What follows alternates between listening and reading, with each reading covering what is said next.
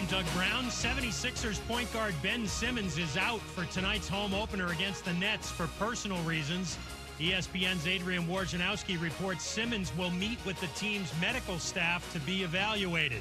He asked to be traded 4 months ago. They just can't find the kind of deal that makes sense to trade for Ben Simmons, and they're better off just holding on to him and going through this, which is very uncomfortable for the organization, for the players in the locker room, the fans. Adrian Wojnarowski on KJ and Max. Simmons told the team today he's not mentally ready to play up to his expectations. That 76ers Nets game tips off our ESPN doubleheader at 7:30 Eastern tonight. It'll be followed by the Suns and Lakers in Los Angeles. In Houston, Game 6 of the American League Championship Series tonight. The Astros lead the Red Sox 3-2. Luis Garcia takes the ball tonight for Houston. Nathan Eovaldi for Boston. Our coverage starts at 7:30 Eastern here on ESPN Radio. It's a travel day in the NLCS. The Dodgers and Braves will play Game 6 tomorrow in Atlanta, with the Braves now leading that series 3-2. Giants running back Saquon Barkley and wideouts Kenny Golladay and Kadarius Toney are all out for Sunday's game against the Panthers.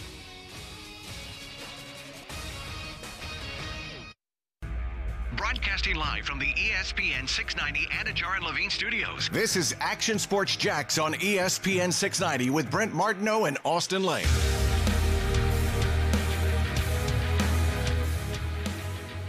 I love when I beat Austin here. Is he in today? Did I miss a memo? Not that I know of. No, that's all right. Good. Oh, we got Stuart Webber here. He's back. Back from London. Celebrated the win in London for a long time. Across another continent. As well I should. You should, yes. Way to bring back the W, Webber. I do what I can for the people of this fine city to provide them with that big victory that they've been looking for. And I don't want to say I did it single-handedly, but it sure felt that way. Yeah, well, you did. You're the only local person over there, so nobody else can take credit for it. I like that. Our videographer, Ryan, maybe. That's a good point. He helped as well. If I was Ryan, I would take credit for some of it. Because that was his first trip to London. So how did he do? He did good. Grade Kendall. Be nice. He helps us out in high school football, too. I would give him a B+. Oh, wow. That's not a resounding, hey. No, he did very well. He was just hit with some unforeseen circumstances. Yeah. Because of the stadium, we weren't allowed to shoot from behind the end zone, which is where we normally will shoot highlights from. Yeah, what do they just not have a lot of room there? There's no room. Okay. Yeah, there's no room between the back. It's a soccer place. Back of the end zone and the actual stands. So had to go from the sideline, which normally is fine because you can maneuver around the many people that are involved on a game day, but not here because you have to be behind the signage about 10 feet behind where you normally would be. But there's still people who aren't behind the signage who are therefore then blocking you, like NFL Films, the broadcast crew, random people who are just standing there and in your way. It makes you appreciate shooting games in the United States, I guess, because even though we complain about some things, it's they make it more difficult for you over there. Correct. All right. But he battled. He learned as he went, got better in the second half, and provided some great quality footage, especially on the Marvin Jones touchdown. He shot that very well. He did. He shot that better than CBS shot it. Yes, I heard about that. I was kind of watching it live, so I didn't see it as much on the TV broadcast of it. But then I went back and looked. I'm like, what are they doing? Yeah, that was really weird, right? I mean, usually you don't see that. That's an odd thing. You see some mistakes here or there if you really look, but you don't usually see the camera guy. And they're wide on the shot for a reason, because they don't want that. But that's why you have so many different cameras with different responsibilities. Yeah, I don't know what happened, right? Yeah. You never know what happened. Somebody could have either bumped into him, whatever, but I mean, they zoomed in. It was kind of a weird thing. He's having fish and chips. He dropped the chip. He's like, oh, there's my french fry. I got to go down and grab it. Oh, there's a play happening. Yeah. Brent Martineau, Austin Lane, welcome in. Man? How you doing? I wanted to ask about this, Stuart, according to that game, because I saw a lot of footage of bottles being thrown in the crowd. Yes. I'm not sure at a person or at a set of people. I have no idea what was going on. But it was trying to mimic over, Tennessee. Possibly, but it was all over Twitter and everything. What was going on there? Okay, so this was interesting, and you hear all about how the crowd is very different in London, right? Yeah. It's different. They lose attention really quick sometimes. You need to keep giving them good stuff to watch. Otherwise, I mean, they watch soccer though, which isn't the most exciting. But there's no sport. stoppages. Oh, okay. So you're so used to following along with the action the entire time, and anything can happen in a split second. Sure. Where you're watching football for them, soccer for us. Yeah. So one of the things they do is create beer cup snakes. Mm-hmm. So it's a snake with all the empty beer cups, and which, by the way, is a rarity for them because in I'm pretty sure every Premier League soccer game, you can't have beer inside the stadium during the match. You have to, and this is how it's been at Fulham every time we've gone. Yeah. And so you drink your beer in the concourse. Mm-hmm. You can't take it to your actual seat. So before the game and halftime, it's on. Yeah. Like they're going quick, they're going fast, and they're making sure they get their drinks in. But in the NFL games, they were allowed to bring their drinks into the stands. Maybe not after what happened with this game. And so basically they started making these snakes, and they were running out of cups. So the rest of the stadium said, all right, we're going to help you with those cups that you need, sir. And so from literally every level of the stadium, they just started chucking the empty cups towards this central location where the beer snake was being made. The beer cup snake was being made. So they were simply providing building materials and doing their part to make sure these cups got recycled. So it wasn't even bottles like people were saying. No, it wasn't bottles. It was empty plastic, cups. Plastic empty cups. Now here's a problem, though, because different from a normal NFL stadium, the press box there is like right in the middle of the stands. Mm. So like fourth quarter, we started getting some cups coming into the press box region. Yeah. Which, by the way, there was also a concert in the press box at halftime. Like it was part of the press box was this platform they built for some band that had competed on Britain's Got Talent or something. To perform. And so it was like in the press box. If it was like 10 feet away from me as I'm trying to edit video. They're going nuts over there with this concert. Now, did the cups all come together and make one giant snake then, like Transformers? They were on their way to doing so. So here was, you know how they have like a tunnel where you come out, right? Yeah. From what I could gather, the main goal was to create a snake that went over the tunnel, like an arch. That would have been pretty impressive. An arch over the tunnel. That would have been extremely impressive. Yeah. That was the plan. This is a game within a game here. Yeah, game within a game. By the way, it was a very boring time in the game for them because nothing was happening. It was that little lull. Yeah, I remember in like the second quarter. It was a bit of a lull. Okay. And they were, I mean, they had some good structure going to this arch, arch of beer cups.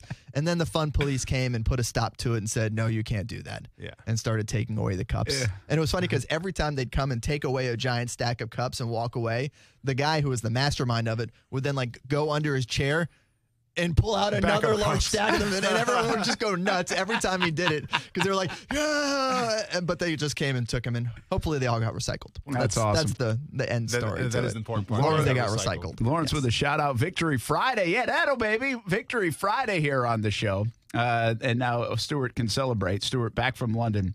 Well, this is hard hitting stuff that nobody else had in London. Other than Stuart Webber. I tried to provide a sense of the feel and the atmosphere in there since, like you said, we were the only ones there from Jacksonville. It is so different. It's so very different. By the way, flyover, A+. Yeah, it looked like it was What did they have? Ooh, it was 4 jets. Yeah. And Any just jets? I couldn't tell you. I don't know if it was RAF. Bombers, we talking fighter jets. Would that make fighter a jets. difference to you? What kind of they Yeah, were? man, I remember one time we had stealth bombers. That was really cool. Those are cool. I've never seen a stealth bomber. We've had a lot of different aerial flyovers. I remember a stealth here. bomber in at Arrowhead. Yeah, that was really cool. Yeah. Obviously you can't really hear I remember that too. Yeah, that was wild. That was a really good one. Like they weren't that loud, but like just this massive structure in the air. Just like, and you just don't see it very often. So the key with this one, as you know, a lot of these newer soccer stadiums and what we hope to have here, the roof kind of covers the seating area, right? Yeah. Mm-hmm. So if you're in the stadium, you can't tell that it's coming until it's there. Until it's on top of you. Until it's right on top of you. Like at the bank, you can see it. You can see it coming from a little while away. But when you're in that area, you cannot tell it's coming. And I don't know if it was from a U.S. base or RAF, the Royal Air Force. I don't know who provided it, but whoever did it, hey, well done. That was really good because it caught me off guard and it just went, whoa. It was close. The atmosphere over there is very interesting to me. It's kind of like the Super Bowls. We've covered a lot of Super Bowls now. If you go back, probably some, 10, 11, 12 of them. And if you go back like a decade ago, the Super Bowl was it felt very corporate. I think it still is corporate, but I think a hell of a lot more fans go to the Super Bowl now for each team. And it started really, the one I remember, it started in MetLife when Seattle showed up. And the Seattle fan base, they had all that stuff. And it was Seattle, Denver. I think it was. And we thought it was going to snow. We thought it was going to be cold. It did the day after, stuff. by the way. Yeah, it did. When we were trying to leave, snowed the day after. First time I remember, it wasn't like this. It got loud here or there. It was like, but loud was like the halftime show. Yeah. Really, at Super Bowls. But then, and ever since then, I feel like the games I've gone to, Super Bowl, it is loud. Like there's a lot more fans. But what I'm talking about is the corporate America Super Bowls, the ones that felt like kind of this hush, that everybody wasn't there just to root on the teams, but they were really there to go to the Super Bowl, and say, I went to the Super Bowl for however much it cost them to get there. That's kind of what London feels like. The only difference is everybody's wearing a different colored jersey, but there are moments in that where it's very hush. But then even the players said there were moments that, like on third down, you could feel they were rooting for the Jags. It was quiet on offense, but loud on defense. So it has a feel of a little bit of everything. They really loved the chains when it came out for that fourth down stop late in the game. Like the measurement. As the measurement was coming out, there was just a and then they just erupted when it was short, and they just went nuts about it. It was like, okay, all right, you like the chains. The chains are cool for you. Do you think there's almost like an over-exaggerated, well, I mean, it's not even over-exaggerated for us because they're big kicks, but like for the field goal kicks. Do fans go crazy for that because it's the closest thing to our soccer that they have over there is the field goal kicking and like the kicking, the kickoffs and the punts and all that stuff? Hey, they're pretty familiar with it from a rugby standpoint. But I'm saying, like, do they like the kicks more? They like it because you're scoring points. Okay. Yeah. They like that a score is going on the board. Okay. So I think that has more to do with it than the similarity to kicking a soccer ball for a penalty kick or what have you. Yeah. Yeah, it is a cool thing. If you ever get to experience it, it's just different. And I like the area anyway, but then the game is the game. It's just a unique feel. It's kind of a hard thing to describe. Stadium was nice, too. And the stadium's nice. Oh, yeah, because, it's brand new. It's like a 3-year-old stadium. The technology in the field is unbelievable. Yeah. I saw a lot of the fact that they roll out the actual, real grass pitch and then bring up the artificial turf. But that's not what they do at Wembley. It's the same one. Correct. And then you always have these questions. It's weird grass. Slicker grass, right? The kicker is always actually, that was a topic of conversation, and not only just for the kickers, but for the players. And you do see people slip, playing at Wembley Stadium. This didn't have that feel to it. No, it was just a standard artificial turf, so it was good. It was what people are used to playing on here in the U.S. And I'll just say, from the entrance to the media workroom to the press box, it is a very short walk. It's all like right in line. So this is obviously selfishly speaking, but that was really nice. All right, so here's the deal, okay? So let's just get 5, 7, 8 years down the road. You've played in a lot of stadiums. You take a stadium like that, Wembley Stadium, these world-class stadiums, right, outside of here. You take what I would say is a world-class stadium. We haven't been to L.A. or Vegas yet. We'll be there later in the year for L.A. We've seen what they've done down at Miami, and that's probably more the idea of what they're going to do in Jacksonville because it won't be a brand-new stadium. It'll be more of a big renovation, it looks like. And at Atlanta is one of the newer stadiums that we've been to. Did you go to the Super Bowl? Or we were just there that week, right? Yeah, you were just there that week. Yeah, I didn't actually go inside. You didn't go inside. So, but we've been Wasn't the media party inside the dome? It might have been. But that would have been a hard feel. Was at the aquarium. Oh, that's right. That's right. I'm thinking of a different one. The aquarium was awesome, actually. Yeah, that was great. I think I'm thinking of SEC Media Days. Yes. Yeah. So anyway, so many media parties. Do you think the Jags will take best some practices? Inspiration from, obviously, L.A. right now is like this $2 billion stadium, and everybody says it's like, oh, my goodness. But when they do renovate, throw the renderings out there, all that stuff, like where the inspiration, is it a little bit of Miami, is it a little bit of L.A., is it a little bit of a place like Tottenham, that because the Jags in this stadium would like to host a variety of events, from concerts to football to, that's the way these things are made now. It'd be interesting to see where they get their inspiration from, I guess, is my overwhelming quick point. Yeah, I personally think it's going to be mostly from Miami. Now, you take the cool stuff that you see in the other ones, and then you use the practical stuff you see in Miami to make it make sense for the bank. Just because I grew up in Joe Robbie Stadium, going down there year after year for Marlins games, never for Dolphins games, funny enough, but always for Marlins games when they used to play there back in the day, in the early days of the Marlins. And even then, it was just kind of like, man, this stadium's meh. Now, granted, it was a giant stadium hosting baseball games, and it was an awful, awful venue for baseball.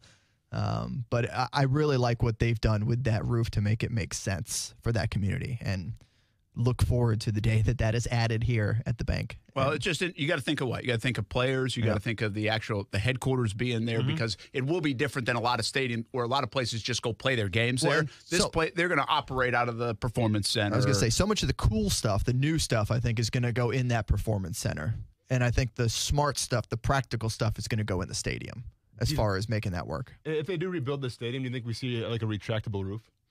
I don't know if we'll see retractable. I think to Stuart's point, you'll see that's why like the Tottenham stuff makes sense. If it works over there with their weather and it works in Miami with their weather, I think the Jags will probably do something in between, whatever the modern way to do that is in 6, you got to remember now, we're talking probably 6, 7, 8, maybe even up to 10 years down the road. Things will even change from now till then.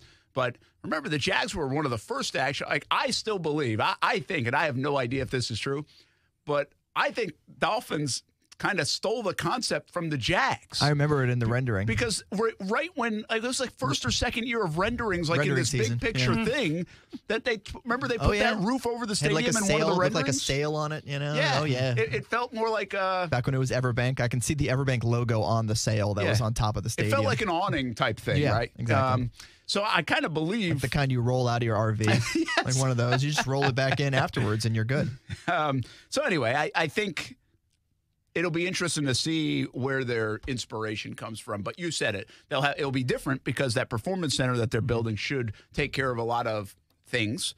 By then, we could have more stuff in terms of office space and even the sales team and other parts. Like there might be no offices inside the guts of TIAA Bank for actual everyday work. Like you could see that part. Put more cool fan activation stuff. Well, then you could do what are all the places doing, right? Like you look at Dallas or something. There's a lot of that on-field level stuff, suites those and all the rest. 100-yard bars that run the entire course of the stadium. I think Atlanta's got a 100-yard bar. Is that what it is? I think so. And then they have the big. And I think SoFi has this now too, right? That big ribbon around the stadium. Yeah. So it'll be interesting to see when we get to that point because we've been to many of these. Well, we've been to the new ones. It's been cool to see the development of this kind of field side luxury suite that is very open and allows you to mingle but see the game and do a little bit of that. I mean, UNF adding it. It's so cool to see it at that level and think that it's permeated all the way down to,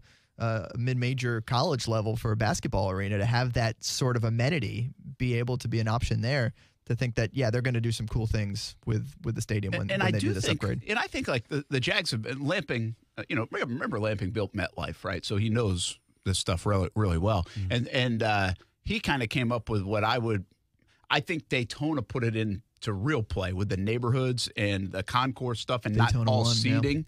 Yeah. But more places to congregate, what I would call like these little cul-de-sac areas, is I think, and that you just have groups that don't want to sit there for 3 hours. But the Jags did that with the pool area and the cabanas and those things. So, I mean, they tried to create a little bit of that.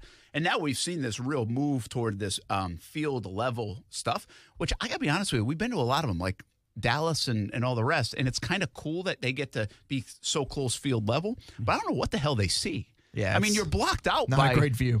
It's just for the experience. It's just to say you did it. Because you're blocked out by the team. I don't mind standing in front of them if I have a camera. Sorry, folks. But if you want to see, go up a couple rows and go sit in the stands. Yeah, I never understood it. There's so much of that right there field level, and I think it's cool pregame and all the rest. But I don't understand it during the game. Yeah, I mean they have TVs. I'm sure, like in the bar. Do. It's just it's like being in the suite. Yeah, I guess if you're in that kind of, and by the way, the Jags don't have enough suites. Like, they really don't have, like, if you look at these other stadiums, that's where the money's at, right? And that's where the experience is at.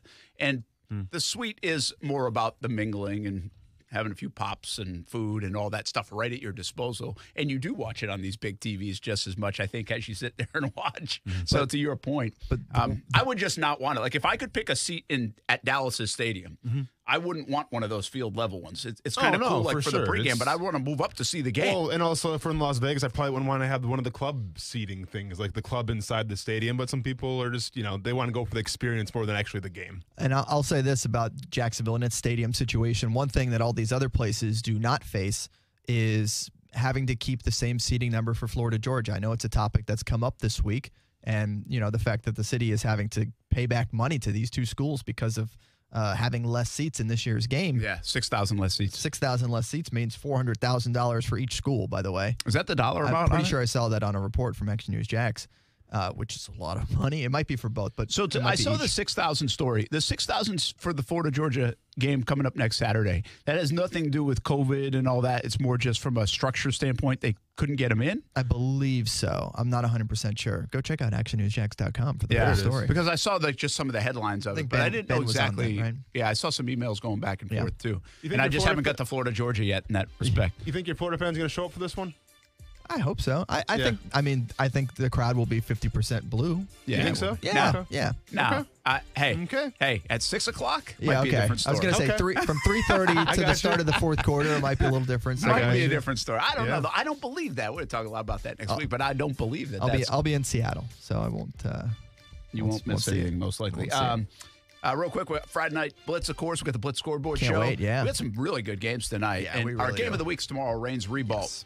But we've got some good ones tonight. Which is kind of a cool thing that we're getting a chance to honor Reigns and Ribault because, so often we make our game of the week on Friday night because it drives a lot of our content for the show. This year we decided, all right, we're going to give it to what is one of the best, if not the best, high school rivalries in the state of Florida. And that's the Northwest Classic for the 52nd edition between Reigns and Ribault. As always, they play Saturday afternoon at 2 o'clock. 3 o'clock this year? 3 this year. 3 this year. And there will not be a seat available. So it's an awesome game. Yeah, it is so cool. Go to it if you haven't seen it. It's so cool. And you go and you tailgate beforehand. It's almost like a small college atmosphere as far as the game day atmosphere goes. So that's a big one on Saturday. But we got a ton of really good games tonight. Ed White and Baker County essentially playing for a district championship, albeit that one. Oakleaf and Bartram Trail, the Bears coming off that huge win a week ago against Creekside. Oakleaf needs to win. Oakleaf needs to win that one. Otherwise, Riverside and Trinity. Riverside and Trinity. No district title on the line, but two really good defensive teams going head-to-head. And, there's a ton of really fun ones on the schedule tonight, so I'm looking forward to buttoning up this show here and getting us ready to go. As I'm on a short week, as they say. Yes, you are. Welcome back. Got back home at like 1:30 in the morning. So Friday Night Blitz tonight, 10:30 on Fox 30, 11:15 on CBS 47, Fox 30. We have the Blitz scoreboard show at 9. Kevin Sullivan will join us at 5:30. So more high school talk. Let's get some NFL talk right after this. Action Sports Shacks on ESPN 690. Now, the First Alert forecast on ESPN 690. Partly sunny and warm today. The afternoon high in the mid-80s. Mostly clear and mild tonight, 60 to 65, and partly to mostly sunny tomorrow. Your Saturday high in the low to mid-80s. From the First Alert Weather Center, I'm Action News Jax Chief Meteorologist Mike Burrish. Join me today beginning at 5 p.m. on CBS 47 and Fox 30 Action News Jax. The Weather Center is brought to you by Beard's Diamonds. Don't miss Beard's BOGO Wedding Band Sale happening now through October 24th. If you're like me, you come home from work and walk through a messy garage hurdling shoes and bats and bikes.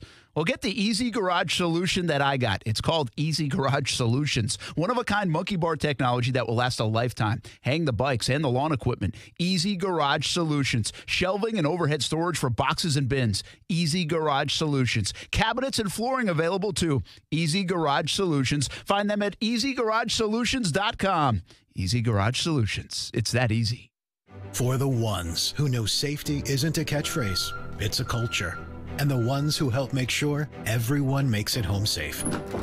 For the safety-minded who watch everyone's backs, Grainger offers supplies and solutions for every industry, as well as safety assessments and training to keep your facilities safe and your people safer. Call, click Grainger.com, or just stop by. Grainger, for the ones who get it done. For 50 years, Taylor has been a leader in caring for the elderly. Providing quality, compassionate care has always been our mission. At Taylor Care Center and Taylor Manor, our recipe for success has always been our exceptional team. They work tirelessly to ensure that your family member gets the best care possible. When residents were not able to spend time with you and your family, our team stepped up to celebrate birthdays, anniversaries, and special occasions. Our dedicated staff is among the best in the business. Taylor Residents, providing safe, compassionate care every day. Royal Palm Village Wine and Tapas is hosting its 10th anniversary Grand Wine Tasting Festival Saturday, November 6th from 2 to 5 p.m. Tickets are only $35 and include a souvenir wine glass, over 200 wines, craft beer, and live music. Proceeds benefit the Child Cancer Fund, a local organization that helps children and their families fighting pediatric cancer. Join us November 6th at Royal Palm Village in Atlantic Beach. For tickets and information, visit royalpalmwines.com. Every 2 minutes, a woman in the U.S. is diagnosed with breast cancer. And in that split second, her life changes forever. The toll of breast cancer is great. The need to support those who are battling the disease today is even greater. We're fighting alongside patients because we know one moment can change a lifetime. United by hope, we can end breast cancer. Join our fight. Save lives.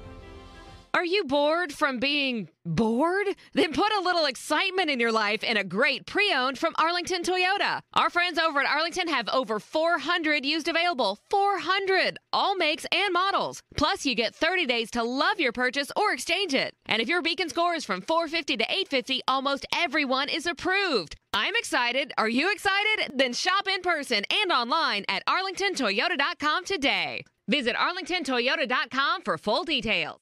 Quitting tobacco isn't easy. In all honesty, it's a very hard thing to do. The good news is, Tobacco-Free Florida is here to help you quit your way. When you call Tobacco-Free Florida's phone quit service at 1-877-YOU-CAN-NOW, you'll connect to a quit coach who will help you assess your addiction. You may also qualify for free nicotine patches or gum. So call us at 1-877-YOU-CAN-NOW to double your chances of success. No judgments, just help. The Community Spotlight Award this week goes to Robert Palmer and the entire team at RP Funding and the Jacksonville Armada. RP Funding is a great partner in the community. They're a huge supporter of our youth and goodwill of our entire community, including the Dream 18 Golf Tournament. If you see Robert Palmer or anyone from RP Funding or the Jacksonville Armada, thank them for being a great partner in the community. The Community Spotlight Award recognizes those that are great community partners. Again, this week's Community Spotlight Award goes to RP Funding and the Jacksonville Armada. You're pregnant. How far? 1 month, 2. No doctor yet. I can't afford it. Protect yourself and your baby. The health department can help you out.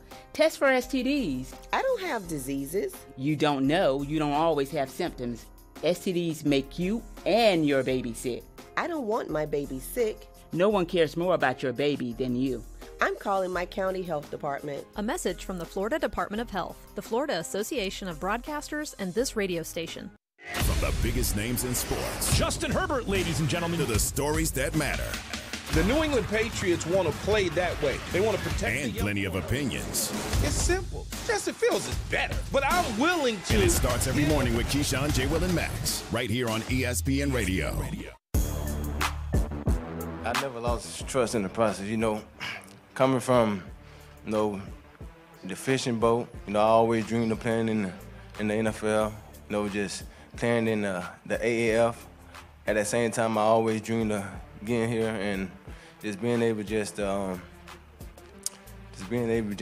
be on this team is a blessing. And like I say, man, it's always a dream come true just to be here and just to be able to play, and start and just come out and help the team win. That's the best feeling. Helping my team win, too. Helping my team win. Wait, who was that? Who do you think it was? I thought it was Darren Johnson. It was. Talking about two different teams. Someone's talking about a fantasy team. Somebody's talking about the team they picked. I'm talking about my team like fantasy football. Oh. Are the Browns your team now? No, I just picked them. Oh, I got you. I think some people might have went, oh, really? Oh, for sure. We definitely did do that, yes. Isn't it funny how the league commissioner somehow ends up with Dearness Johnson and he okay, gets man. like 20 points? You know what? First of all, he was on the waiver wire. So, check your waiver wire. Yeah, but how did you get in front of me on the waiver order? That's how it works. Do you know how I got in front of you? Your team's worse. No, because you picked in front of me. No, your team's worse. In the draft, you picked in front of me. It changes every week. But if you've already exhausted your waiver wire pickup, which you have, then I'm in front of you. Should have drafted better. This is how the NFL works, Casey. Should have drafted better. Okay. Like me, I haven't made one waiver wire transaction. You know why? Because my damn team is pretty good. There you go, Brett. I'm a good GM. There you go, man. Good drafter. There you go, man. Good drafter of players. Who's on your team? I don't even know. Hey, Casey, man. Tom Brady? I don't know what to tell you, okay? Because, first of all, last time I checked before the season even started, you were in the parking lot. We were in the club of ESPN 690 Fantasy Football, and you were in the parking lot. You were rocking Crocs, a tall tee, and a starter hat. No way you're getting in the club, right? But what did I do out of the kindness of my heart? I went to Rich Jones, had to have the chit-chat with him. Nicest dude in the world. Happy Talk birthday, to me. Rich. Doesn't talk to me anymore now because I cut him from fantasy football. So we have a little bad blood now, which is, it sucks for me because that's a guy you want on your side, but he's upset. And what did I do, Casey? I went in the parking lot from VIP. I grabbed you myself and said, hey, dude, come in the VIP section with me. You were in crowd. It's all right, dude. It's all right. I'm going to get you in. I'm going to get you in. I snuck you through the back door, and now you're in VIP. And now you're in VIP, popping bottles with me, and you're still upset about it. So I don't know what to tell you, man. All right? I got Darren Johnson, fair and square. You just got to deal with it. Are you guys playing each other this week? You better believe it. Hey, big day for Darren Johnson. 146 yards rushing, 1 touchdown. Did he have any receptions? Did he have any receptions for PPR? Oh, 2 of them. I mean, at 22 yards receiving. Go on, Darren. Is that how you pronounce it? I can't pronounce his name. I think you did. Darren Johnson? Yeah. I love it, man.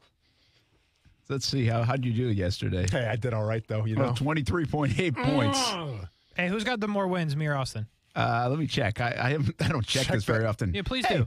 Oh, Brent's in first place. That's cool. Yeah. We don't care about Brent.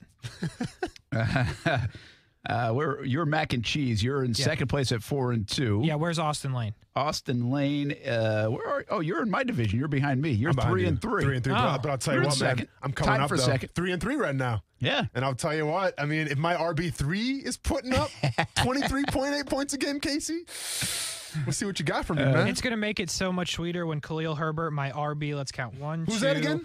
3, Who does 4, he play for? 5, 6. He's my 7th running back Who's that that I've again? had to play. Oh, yeah. And he's going to run all over. I don't even care who they're playing. Oh, yeah, that's why he plays Chicago. He plays for Chicago. Who are they playing, though? Any good defensive line? Tampa Bay? Hey, you know what Vita Bay is going to say? Yeah, thanks for playing. Come again. Nah, not going to happen. Casey's won 2 in a row. Casey's good. And look at my bench. Casey's good. Look at my bench. It's all hurt people. I suffered through Odell Beckham Jr. yesterday. I only got 3.3. That's okay. I'll be all right. I'm playing Kuz, I think. No, I'm playing Marcel Robinson. By the way, our league, we have 10. I just checked the standings for the first time, and we're into like week 6 or 7 or whatever it is. Yeah. And everybody is between 4-2 and 2-4. Yeah. All 10 teams. Pretty close race. Ooh, Stuart You're Webber, playing step your game Elijah up. Moore? Yeah, I just didn't feel like going to the waiver wire. Got to give Elijah a chance. Do what you gotta do, Is he man. healthy? See, this is that goes to show you just how impressive this fantasy football league even is. Yeah. Well, listen, I mean, you just got to get a little lucky in fantasy anyway, right? Like you did last night. Luck. It is a little luck. A little luck. Yeah. It is a little luck sometimes. Johnson does go for. I mean, I'm undefeated on Thursday nights. That's all I care about. No, you are. You definitely are. You guys laughed at me at loss. the over-under a couple weeks ago. Boom, won it. You guys laughed at me at the under. laughed at me about the Browns last night. Boom, won it. It's a stupid game. I don't know who came up with it, but it's stupid. Fantasy football? No, just football. Oh, okay. I think we're in Casey's head a little bit. I think I so, mean, he's man. like 4-3 on the Thursday night football. He's like, I suck at this. 4-3, actually, you'd be winning money. I got Rich Jones at home right now waiting to come back to the club. So you just tell me when, Casey, and we can get you out of here. If it's going to be that big of a deal. You just tell me when, man. I assume I'm going to be forced to leave once I win. No, actually, you're going to be the commissioner from now on. So that's Guess what? What? We're going to have an IR spot. Cool. Maybe 2. Cool. That's what I have 10 of them. So he was not mad about like another fantasy league on the IR spot. He was mad at you about He's that. mad at my fan. He's mad how you have 6 bench players. If one of those players is hurt on the bench, then put him there. You know? Like, but 5 of my guys are hurt and one's on bye. Well, Casey, then don't draft injury-prone dudes. I don't know what you want me to tell you. Okay? Like, what do you want me to say to that? I mean, you have Michael Thomas. Yep. I mean, what did you think was going to happen there? I knew that. Okay. I had that plan going in. Okay. David Montgomery? Show me a complete season for David Montgomery. Show me a complete season. Yeah. Show me a complete season. Logan Thomas? Has Logan Thomas played 3 games in a row ever in his career? I have absolutely no idea. You got to do your homework, Casey. Has he? I'm guessing not. Nah, it's been sketchy. Can the Jags play the Broncos and Texans again? Yeah. I mean, I know they'll play the Texans again. But it's unbelievable. Sometimes it's the weirdest thing, right? The schedule. Like when it comes out, you're like, all right, Houston, you're right. Denver. Okay, got a chance, right? I mean, Houston's for sure. Denver, we'll see. then whoever else was in there, in the first 6 games, from Arizona to obviously Miami and the rest. And Miami actually looked like it would be a difficult game. Cincinnati, you're like, well, we'll see. Maybe we get Cincinnati. But now you go back and you look at it in the way those teams played. They were 3-0 at the start for Denver. They don't look very good right now. I mean, Teddy Bridgewater's a guy who looked like out here, and I understand Jags have made a lot of quarterbacks look good, but this does not look like the Teddy Bridgewater, not only that played in Jacksonville, but the first few weeks of the season. Now, there are injury concerns with him. And so, he had the concussion, and Houston played 6 good quarters, and they all came in the first game and a half. Played a little better against the Patriots, too, so I guess we shouldn't say just 6. But remember, they played the Browns really tough in the first half, too. I think they led the Browns in week 2. So it's almost like, hey, could you play the Rams and the Bills in week 1 and 2, get absolutely thumped, and now can we replace the Broncos and Texans now that the Jags feel a little bit better about themselves? Yeah. It's just funny how the NFL schedule works. I mean, 3-0 Denver to 3-4 Denver. Houston, who looks now like the last couple weeks, that team that everybody thought they were going to look like. That's the NFL's weird, and that's why I say 1-5 isn't going to turn into 11-6 for the Jags, but the Jags still could kind of find themselves and get in a little bit of a rhythm. That's kind of what teams do in the course of a season. And sometimes the bad teams or not so great teams do it for maybe a 3 to 5 week stretch. The good teams can really turn it on and find themselves, like Kansas City might find themselves at some point and just play really well. But sometimes the schedule didn't look as bad when it started. Now I wish it was flip-flopped a little bit, a little harder to begin with. No, for sure. It's starting to turn out that some of these teams are who we thought they were. I wasn't sold on Denver to start out the season. I mean, I thought Teddy was going to be an upgrade from Drew Lock, and he possibly is, but it's hard to tell when you're injured. You're playing, he's not playing 100%. Baker Mayfield is such as well. So, it's still early on in the season. We got to remember this. There's 17 games this year. Talk to me when we're in the heart of November of what these teams look like and what they're doing, because that's when things start to shake out a little bit. That's when know. Teams start to go on some winning streaks here. It's interesting. 2 things, though. One thing about Denver that doesn't have me sold, and I know I think he's a pretty good guy, and you played for him, but Fangio, to me, I was surprised they even kept him this year. I thought change. I don't think he's going to get it done. I think he's kind of proven that. I mean, he started off well, but again, their schedule was pretty weak in the beginning, including the Jags and the Giants. I forget who that third game might have been. The Jets, I think it was. And so their schedule was really weak in the beginning, just not that good. It's funny, I was telling Ty last night, it's like, because I think Buck and Aikman were talking Teddy Bridgewater, and they're like, well, he was, obviously Minnesota, and then went to, where'd he go? Oh, New Orleans, and then Carolina, and then here. And I'm like, man, Teddy Bridgewater's playing pretty good for somebody. Nobody wants him. Like, he's played pretty good football at times for a guy that nobody seems to really want to stick with. And then next play, interception in the end zone. But I mean, I think with Teddy Bridgewater, though, like he earned his street credit in New Orleans. He did. He won, what, 5 games? I was 5-6 games? Or 6, one 5 of them games. right here. Yeah, for sure. So, and I get you probably had a loaded roster, you had a lot of weapons, but still, that means something in the NFL when you win 5 games. Doesn't matter who you are as a quarterback. So, that to me, just increased his stock, where it's like, if you want to get a guy who can maybe be a game manager, maybe a little bit of an upgrade, go with Teddy Bridgewater. Yeah, that's a good way to put it, right? A little bit of an upgrade over the Drew Lock, I think. Yeah, I guess. But I feel like they thought about going to Drew Lock in yesterday's game. I would say I'd rather have – here's a good one, really. In that game last night, would you rather have Teddy Bridgewater playing for you through the whole season, or like a Case Keenum, who, by the way, has been a very good backup – I should say very good – a pretty good backup, a pretty reliable guy. Or would you rather have a Ryan Fitzpatrick? So I give you those 3 guys. Which one are you taking? Are they 100% all healthy? Yeah. You got a bridge season, okay? You're going to sit your quarterback down because you have Trey Lance as your quarterback, and you don't think he's ready. And you can have Bridgewater, Keenum, Ryan Fitzpatrick, healthy, okay? Who do you want? I'm still taking Teddy. You would? Yeah. I don't think you would take Keenum, but I was thinking Fitzpatrick. No, because Fitzpatrick, he's up and down, man. It's like riding a roller coaster with that dude. You have 3 games of Fitzmagic, and all of a sudden it's like 5 interceptions in one game. And then now what do you do? So I think in terms of consistency, in terms of being a bridge guy, where you just kind of want to be even keel, and maybe not the best, but not the worst, I'd probably take Teddy. And just with Case, I don't know too much about him. You know, it's the unknown with that. And if you're just looking for a season where you have to maintain, I'd probably take Teddy Bridgewater. Do you think if Teddy Bridgewater never got hurt, he would have been good? Like better? Like, is this the guy that we've seen, the guy that can win 5 games on a good Saints team, the guy that I think he played pretty good okay football for Carolina. They just said, hey, we're going to go with Sam Darnold and a young gun, a guy who can do a little bit more. Because Teddy Bridgewater's limited in some areas, no doubt. But do you think he would have been the guy somewhere, or would he have turned into Case Keenum, Mitchell Trubisky, Ryan Fitzpatrick anyway, even if he had stayed healthy? I mean, you're talking about a guy who came off a Pro Bowl year back in 15, and then 16, just gets hurt, and then 17 in practice, and then 17, was a throwaway season as well.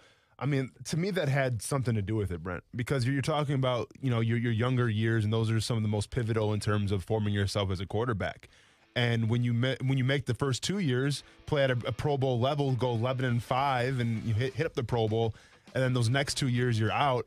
Yeah, I think anybody would fall a little bit in terms of their production and in terms of their capabilities. Yeah, I think Bridgewater, in my opinion, again, you mentioned a little above a game manager. He's a fantastic leader. Like, I think people are drawn to him. I think he really can. If you look at some of the sideline stuff earlier in the year, even Von Miller is talking highly of him on that stuff. And I think that is him. I think if you go back, I think he's a really good dude and I think has some tremendous leadership skills. I just think in today's NFL, when we're seeing guys just sling it from every arm slot and have crazy arm talent, and Josh Allen's and even a Trevor Lawrence who can run and throw and all this stuff, I think he's limited. I think that's the word that comes to mind for Bridgewater. Yeah. He's just limited. So he's only going to take you so far. He just seems like that gap guy or a very, very good backup in a pinch. But I just don't think he's ever going to take you all the way there, Yeah. Browns with a heck of a win, though. Yeah. Because I got everybody out. Very impressive. And that was a good win. And I think you show off your coaching skills a little bit in that setting. And I think Stefanski did that. They're good. Yeah. They pushed him around. Yeah. No doubt about it. And Von Miller didn't play the second half either. I'll tell you what, though, Jonathan Cooper, he was everywhere. For the Broncos yesterday. All right, we'll be back. Action Sports Shacks on ESPN 690. You're still celebrating a Jags win. Don't have to worry about the Jags. It's a stress-free Friday here at Action Sports Shacks on ESPN 690. Mike Greenberg is Greeny.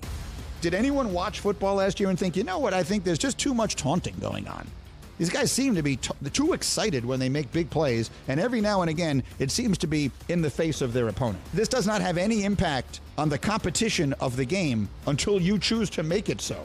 And what I'm suggesting is don't choose that. Don't choose that. Greeny with Mike Greenberg. Weekday mornings at 10 Eastern on ESPN Radio. And watch exclusively on ESPN+.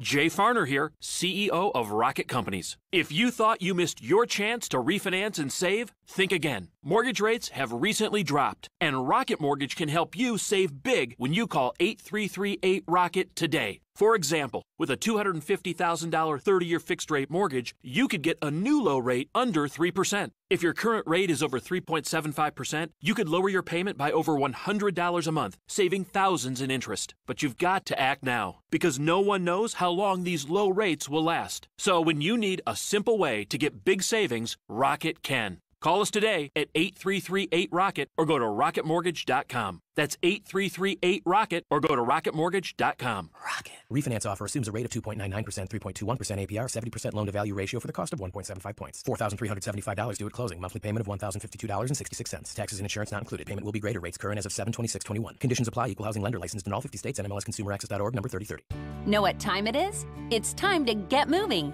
Cora Physical Therapy has opened a new state-of-the-art clinic in Kingsland on Boone and Haddock, and will be opening another one soon in Brunswick. With Cora, you have access to licensed, passionate clinicians, only the most innovative equipment, and life-changing therapies. Cora is all about treating everyone right now. It's your move. Visit coraphysicaltherapy.com for a free screening. No physician's referral required. Same-day appointments available. For the ones going above and beyond. For the ones reaching out, helping out, and lending a hand. For the ones people count on. You can count on Grainger. Grainger offers supplies and solutions for every industry. backed by 24/7 customer support and specialists to help with hard-to-find products. Because you've got everyone's back. We've got yours. Call, click Grainger.com, or just stop by. Grainger, for the ones who get it done. Men, do you feel embarrassed in the bedroom because of ED or PE? Prime Men's Medical Center has the solution. I'm Dr. Brown. 98% of patients experience a positive result from the treatment in just 10 minutes after just one office visit. Men are lasting 30, 60, 90 minutes or longer, and it's affordable. Call Prime Men's Medical Center at 904-664-8217. See results on your first visit guaranteed or pay nothing. Call 904-664-8217. You have choices when booking a tour of St. Augustine from the water. Sadly, some tour boat operators don't follow the same high ethical standards as Red Boat Tours. Don't be a victim of fake reservations or misleading emails. Book with the one and only Red Boat Tours, one of the best boat tour experiences in America according to USA Today. Locally and family owned and operated Red Boat Tours. Go to redboattours.com. That's redboattours.com to book a tour you can trust. Beard's Diamonds has been busy this fall, getting their showcases ready for the largest inventory of wedding bands in North Florida. So if you're getting married soon or want to upgrade your bands, don't miss Beard's Diamonds' incredible buy one, get one wedding band sale. But hurry, it ends this Sunday at Beard's Diamonds. All wedding bands are buy one, get one free. Save thousands. Plus, all stackables, all right-hand rings, all eternity bands, and more are buy one, get one free. See hundreds of the latest styles from famous designers at beardsdiamonds.com. It's the largest selection of wedding bands in North Florida at the guaranteed lowest price. Couples wait for this sale all year.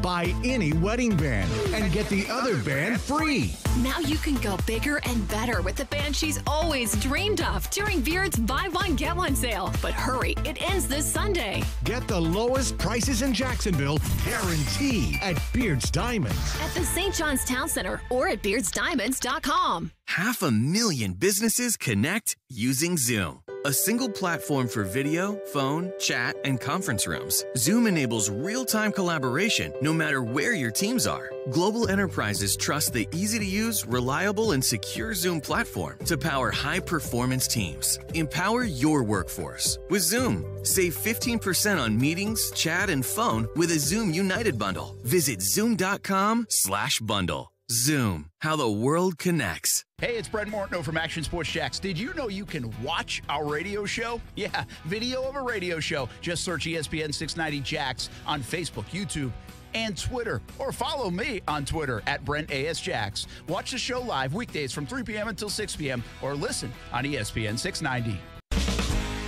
Yeah, I think I'm a pretty even-keeled guy, so going into it, it's just going to be another day at the office. Try and stay composed and, going on the road in a hostile environment. I think it's important for us as a staff to, keep even-keeled, and there's going to be a lot of high and lows in that first game. I thought it was baseball playoffs, and then it was the first game. What's the first game? You sent it to me. I sent that to you? Mm-hmm. Wow, it's going to be like -5 points. You can't get this one right. You know what it is? No, not. I didn't even really listen to it. I'm just saying if you send it to him, you can't get it. Yeah, it's not the best. Yeah, that's probably not a good look. Not the best. It's not a good look. Now I'm going back through my text messages to Casey. Try email. Well, this isn't good, by the way. This isn't a good Casey, can you start. play it one more time, please? Sure, I can. It's Friday, Brent. We can play a game. Huh? We can do whatever the hell we want. You better believe it. Yeah, I think I'm a pretty even-keeled guy, so going into it, it's just going to be another day at the office. Try and stay composed and, going on the road in a hostile environment. I think it's important for us as a staff to, keep even-keeled, and there's going to be a lot of high and lows in that first game. I send a lot of emails because I'm looking back through Casey. Apparently you do. I send emails. This must have been like earlier in the week. No. It was today? Yeah, I'll find it. All right, well, who is it? Literally hours ago, huh? You can tell us who it is. Casey I'm finding the email first. Casey doesn't know either. Oh. He doesn't know who he played. I don't think anybody knows who this is. 11:10 Oh, this is the Iceman. Yep. It's the Iceman. Okay. That's what it was. I did send that. You're right. I was thinking I had baseball in my mind because it felt like a postseason pitcher type of thing. I was thinking golf until they said team and everything. I'm like, okay, well then it's not that. Hey, listen, there's a lot going on, man. I'm not mad. You don't have to explain yourself. You're not as mad as a fantasy football segment about a half hour ago. Well, that's crap. That got mad. And I will keep defending that because it's wrong, and then I'm going to beat you, and then I'm going to let you know about it on Monday. If you're going to start whining about it, take it to the Relevant app, okay? We're all good over here. Appreciate it. RELEVNT, by the way. The Relevant app. Download it for some more fantastic content like fighting fantasy leaguers. I'll see you there, Casey. I'll be there. Bring the gloves. And we will have more content on the Relevant app, so download that thing. Relevant, RELEVNT. It's fun. I continue to tell people, actually, like you told, I said this story yesterday, and it's real. Fastest way to find ESPN 690 live. Boom. Relevant app. It really is. Like, even you can get us on Twitter, but you have to search my name, or ESPN 690. You can get us on Facebook, but you got to search it. You can get us on YouTube. You got to, well, hopefully you're subscribed to the channel, or obviously you can listen in the car, but I'm talking if you're not in the car. That Relevant app, boom, live radio right there. So download it. It's good. You should. And we will have more content coming up on the Relevant app. Jacksonville Icemen do skate tomorrow night. And the season starts, believe that. You believe it. It'll be interesting to watch the Icemen this year. Submarine Mike was over at String Sports Brewery yesterday, and he's a big Iceman fan, season ticket holder, brings the whiteboard every game. And we were talking about their roster. But the commitment from the Rangers and being a part of that organization is like night and I don't want to say night and day because that sounds like it's bad on Winnipeg, but it's different. And they can feel it. And it's like a system thing that they run, whether you're the Rangers, you're the AHL, you're the ECHL, and how that will translate to the ice and how good they could be on the ice, we'll see. But I'm kind of interested to see that. Hockey season is here. Jacksonville Icemen will open at home next week, but they hit the road first, and that starts tomorrow night. Some more on the Jacksonville Icemen in the next week. Next week's going to be a busy week around here. The Florida-Georgia Jags get back to action. A lot of high school football, of course, and the Icemen get rolling I'll save my Iceman notes till next week. Yeah, please do. PXG Match Play Championships next week, too, in St. Augustine. Do you have some Iceman notes? Yes. Well, we got 4 minutes. I'll save them till next week. Why? Because you said save them till next week. Nah, go ahead. You're ready. What you got on the Iceman? They should be good. Give me your notes. Let's go. We got 3 minutes on the Iceman. They'll love it. I got to find my notes. Hold on.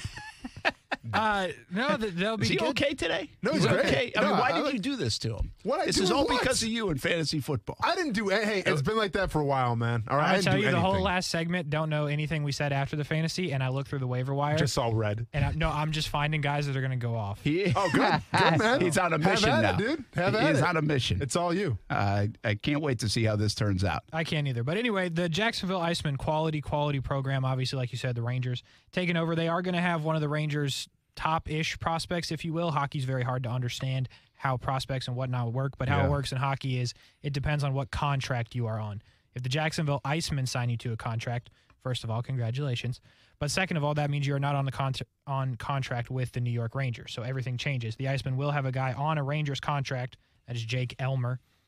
So the Rangers are anticipating that he might become something, and that might start in Jacksonville. Aaron Nazarian, who obviously was on the team last year, 51 points, is on an Iceman contract. But as you said, Brent, the Rangers want to be more involved than Winnipeg was. So you put up 51 points again, you might get somebody to notice. And they brought in a new guy, 22. Well, they brought in a lot of new guys. 22 years old. He's from not America because his name is Vladislav Mikulchuk. Like that. Not America. Not America. Yeah. That'd be a great classification. Not from the north or the south, probably. It's from not with a name like that. But he's 22, he's young, and it'll be interesting to see what that can become because if you watch the NHL, you know that guys that are not from America are the stars in the league. That is true. And the Rangers doing pretty well right now, actually. 3-1-1. Yep. To start the season off, so they're looking good as well. So that's hockey talk. That is hockey talk. That's great. But I'm not sure you've been following the NHL at all, but there's been some weird things happening so far. I haven't followed them a bit. Remember I talked about how the Buffalo Sabres were a poverty franchise and trash? Yes. Well, they're undefeated right now. Really? Yep. I saw Eichel's name trending the other day. What happened with him? I don't even know. Same old. Are they going back and forth still? Yeah. And they're undefeated. Well, undefeated. I think in spite of him, I guess. I think the trending there was people were making fun of him because they're undefeated and he's not playing. Oh, okay. Yeah, they're 3-0 right now. So they probably get to the point where they've turned on the player a little bit up there in Buffalo. Yeah. You think so? Yeah. Yeah, they love I mean, them people love the Sabres. You don't love Jack Eichel. Oh, no. Well, you start off, though, like Jack Eichel because, again, they start off on Jalen Ramsey's side around here. And then when Jalen Ramsey has the back injury and is gone, now they're on the organization side and hate Jalen Ramsey. See, I think with Casey, yes, they do support the Sabres. I think ownership, though, they might not be the most fond of them. That's fair. Now. Yeah. Yep. Speaking of, like, Ben Simmons, speaking of back injuries. Yep. Did I see, like, this thing's going to play out a long time, right? That's not that's a weird. Is it really going to? You think it's going to play out? Because he showed up and then he went back home again. I know. He's selling his houses and stuff. You wouldn't trade him? No. Make him suffer. Morey is the guy in Philly now, right? The old Houston guy? Yeah. Well, I think he said buckle up. He's like, this isn't ending anytime soon. I'm pretty sure. Okay, so you followed NBA a little bit, right? Yeah. What do you guys think about this trade? Dame Lillard for Ben Simmons and 2 first-round draft picks. I would do it if I was Portland. Philly. No, if I was Philly. Yeah. Would you do it if you're Portland? No. No? All right. Dame Lillard? No, I wouldn't. All right. No, I mean, are you going to win a championship with just Dame? Yeah. First-round picks and Simmons. Hey, by the way, this is from my brain. This isn't from anything I read. You're definitely not going to win a championship with Ben Simmons. Yeah. I just feel like Ben Simmons is a weird thing to me. Like, it just feels I don't know about toxic, but he feels like what you just said. If I have Ben Simmons on my team, I don't think I can win. That's a weird thing to attach to a player, right? Russell Westbrook has a little bit of that to him. True. But I don't get how he's putting on this charade right now because like you aren't a top 5 point guard in the league. I know. So what do we like? If it's Jalen Ramsey, yeah, it's one thing. But this would be like Chet Quarterman. Like, okay, man, like have at it. Like, good luck, I guess. Yeah, it's a weird thing, right? I mean, he's good, but we'll get to your Kyrie Irving topic in a little bit as well. We'll see. That's coming up. Action Sports Jacks on ESPN 690. So, have you noticed when you watch the news that lots of crimes are recorded on cameras, especially ding-dong doorbells? Well, that's because they don't have proper security systems with them. Cameras are very sophisticated today and have multiple options. That's why you should deal with the experts at SafeTouch Security. When combined with a SafeTouch security system, the possibilities are endless. And when the SafeTouch experts install your cameras, they're virtually hack-resistant. And SafeTouch never shares your internet or personal information. So for the latest info on NVR cameras, digital cameras, or cameras with cloud storage, SafeTouch can help you choose the cameras that are right for you and your family. And even the best camera needs a SafeTouch security system. Don't give the bad guys a doorway to invade your home and family. Call SafeTouch today and see the many options available to your home and business. You'll be surprised how affordable a new SafeTouch integrated system can be. Call now while we still have our most popular options available, or go to safetouch.com. State license number EF0000233. Temperatures keep climbing, and hotter weather means your body needs more water. Stay hydrated. CGC Water Treatment wants to make sure the water you and your family drink is cleaner, healthier, and tastes great. It starts with the Connecticut system, proudly made in America and installed by the pros CGC Water. Not sure about your water? Call CGC. They'll analyze your water for free. I haven't had to worry about my water since I got mine installed because Connecticut systems remove up to 99% of the contaminants. If you're not filtering your water, you are the filter. Connecticut makes the world's most efficient softeners, non-electric twin tanks that use less salt and water during regeneration. Save up to $500 on select softener and RO systems this month. Financing available with approved credit. Call CGC Water at 904-552-1242. Call and ask about Conway Club, the new service program that will save you money on salt, filters, delivery, parts, and labor. Tell them Brent sent you and find out all the details and all the great ways you can save. Call 904-552-1242 or visit cgcwater.com, your local independent Connecticut dealer. Bozard Ford, Ford's Garage, and ESPN 690 are proud to present Be the Sun, Not the Salt Community Award. It's time to shed some light on the ones who make a difference. Do you know any coaches, teachers, or mentors who are doing all the good they can and should be recognized and rewarded for being positive energizers and making a difference in our community? Are they kind, authentic, compassionate, grateful, and positive? Then tell us why they deserve to be recognized. Just for taking the time to shout them out, you'll receive a copy of the book, Be the Sun, Not the Salt. And nominees can win $100 gift certificates to Ford's Garage, the First Coast's newest restaurant, $100 Visa gift cards, free car detailing from Bozard Ford, and so much more. Let's keep these positive energizers going by shedding some light on the people who uplift others. Details and nomination forms are available on ESPN 690's website, powered by Be the Sun, Not the Salt, Bozard Ford, Ford's Garage, and Cox Media Group. Slip and falls can be embarrassing, leaving you in pain and feeling like you've lost control. I'm Glenn Levine from the law offices of Anna John Levine. After a fall, document the scene by taking photographs. Make sure to get medical attention for any injuries you may have. If you've been injured in a slip and fall, call the law offices of Anna John Levine at 904-600-4000. That's 904-600-4000 for a free consultation. And take back control of your life. Office in Jacksonville. Broadcasting live from the ESPN 690 Anna Jar and Levine studios. Anna Jar and Levine Accident Attorneys. Call 904-600-4000. That's 904-600-4000. ESPN 690, Jacksonville's home for ESPN Radio. WOKV Jacksonville. Listen live everywhere you go on ESPN690.com. ESPN 690, a Cox Media Group station. Contract, no compromise. 5G capable device required. Actual availability, coverage, and speed may vary.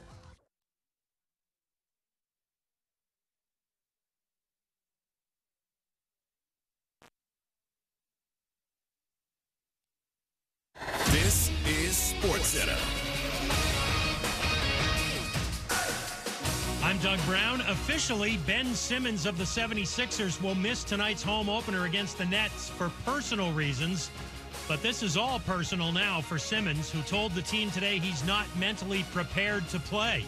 ESPN's Tim Bontemps says this standoff probably won't end anytime soon. I think what's more likely here is that this lasts another 4 months, and that sometime between now and the trade deadline in early February, the Sixers come up with a deal that makes sense for them to move on from Ben, and they do. Tim Bontemps here on Canty and Golick Jr. Nets and 76ers on ESPN tonight at 7:30 Eastern, followed by the Lakers and Suns. Titans offensive lineman Taylor Lewan is out for Sunday's game against the Chiefs, still in concussion protocol. Buccaneers wideout Antonio Brown out for Sunday's game against the Bears with an ankle injury. Tight end Rob Gronkowski also out again with a rib injury. Game 6 in the ALCS in Houston. The Astros leading the Red Sox 3-2. They can wrap it up tonight at home. Our coverage at 7:30 Eastern, ESPN Radio. Sign up with DraftKings, the official daily fantasy partner of the NFL, and use code CJR to get a free shot at millions of dollars in prizes up for grabs this week with your first deposit. Minimum $5 deposit required. Eligibility restrictions apply. See DraftKings.com for details. Broadcasting live from the ESPN 690 Anna Jar and Levine studios. This is Action Sports Jacks on ESPN 690 with Brent Martineau and Austin Lane. Famine feast is something we talk about in the running back room. You might get your 3-yard gains, 4-yard games, but eventually, one's going to burst. So just taking those 3 yards, taking what they give you, and then, making them pay when they misfit or something like that. Casey was smiling at me. He's like, I don't think you're going to get this one either. Oh, that'd be Khalil Herbert. Running back, Casey's fantasy team. Okay. Running back, Casey's fantasy go ahead and put team. Vita Bay on next and see what he says about the run game for Chicago. I get a highlighted... I eat that for breakfast, I get a highlighted list of sound every day, like from around the NFL. Yeah. Vita Vea is not on it, but Khalil Herbert is. Don't worry. He's going to let us play to the talking. Don't worry about Vita Vea. You know what Vita Vea is, Brent? I do. I mean, man. He's the future, right? Yes. Of a nose tackle? Okay. Yes, well, if he's the future, then he can't be right now. Oh, he's both. That's not how that works. I love Casey now he's going to get the sound sheet each day, like who's on the sound for, and it's only going to be people from his fantasy team.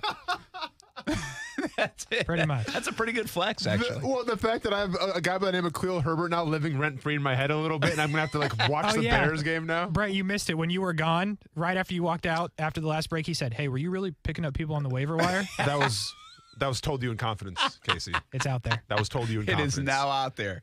It's amazing. You think you know somebody. I know. Hey, overall, would you say the Jags pretty healthy, or are they – you're looking around the league, and the league is banged up, but Jags did lose DJ Chark. Big deal. Travis Etienne, big deal. They're on their third guard now. Mm-hmm. Miles Jack missed a game. Brandon Linder, is out for a bit. Is that the NFL? Or do you feel like the Jags are better off than other teams, or kind of just in the same boat? Man, that's a great To question. play a Zach Brown Band new song off his album. Yeah. Same boat that would be.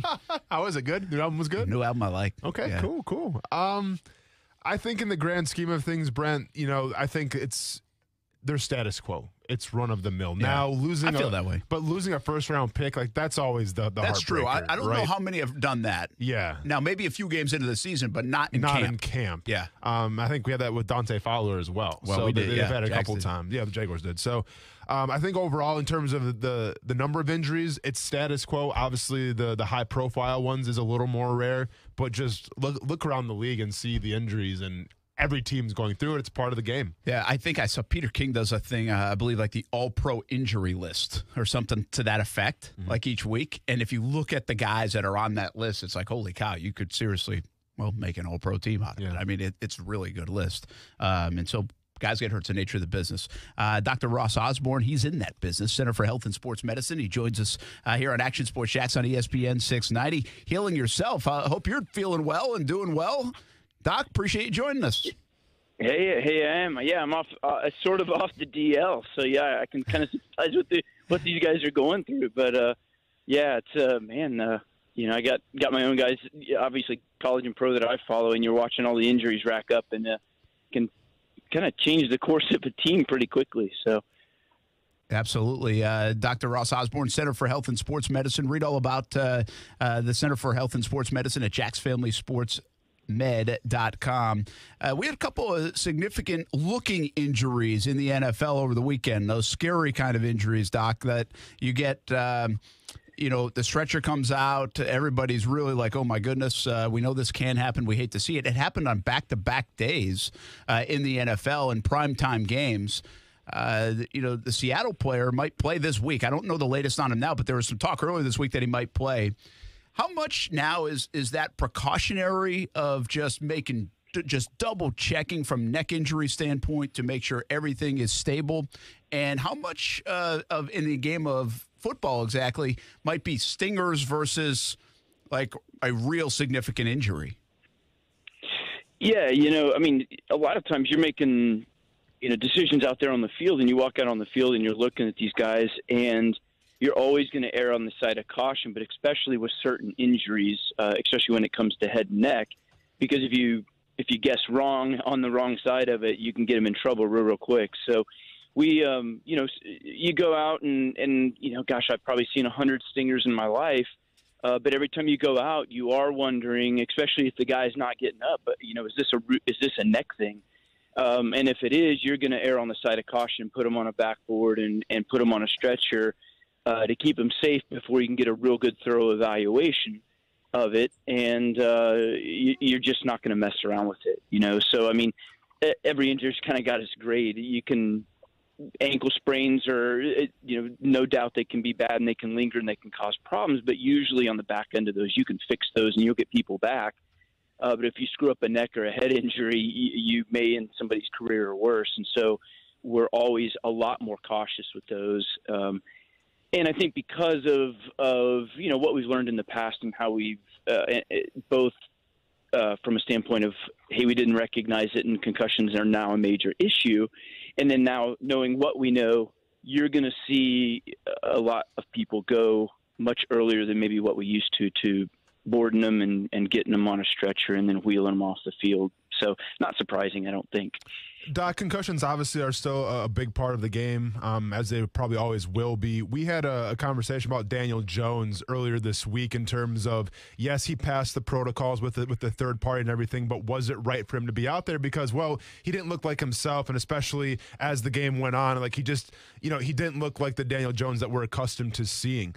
In terms of, passing the concussion test, and I had to do that myself and everything, just how much are you still at risk once you pass the protocol of having after effects and maybe for a head coach to go, hey, this guy still isn't ready to play? Yeah, it's tough. So we've got studies out there, for instance, that show that people that have a concussion have a much higher rate of a major musculoskeletal injury. So take an ACL, for instance. If you had a concussion week 1, with the rest of the season, you have a much higher chance of having an ACL injury throughout the course of the year versus somebody who did not have a concussion. So it extends even beyond the concussion part of it. Wow. Yeah. And so, and now that we're learning more about concussions, you lose some of your neural control mechanisms. And, of course, especially in the NFL where your margin of error is super, super small, and you're talking about these guys can turn and cut on a dime and then just turn it upfield. it doesn't take much to where that knee has to, take a little extra pressure. And if your brain's not working right to control those kind of finely tuned mechanisms, it's not surprising that now we're learning it may have a higher rate of injury.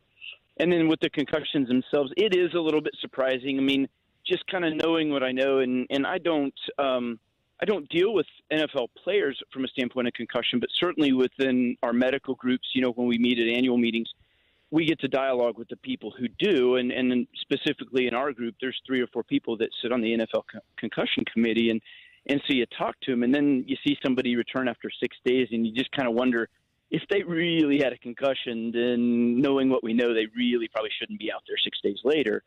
But the NFL is a little different animal than college, and college is a little different animal than high school.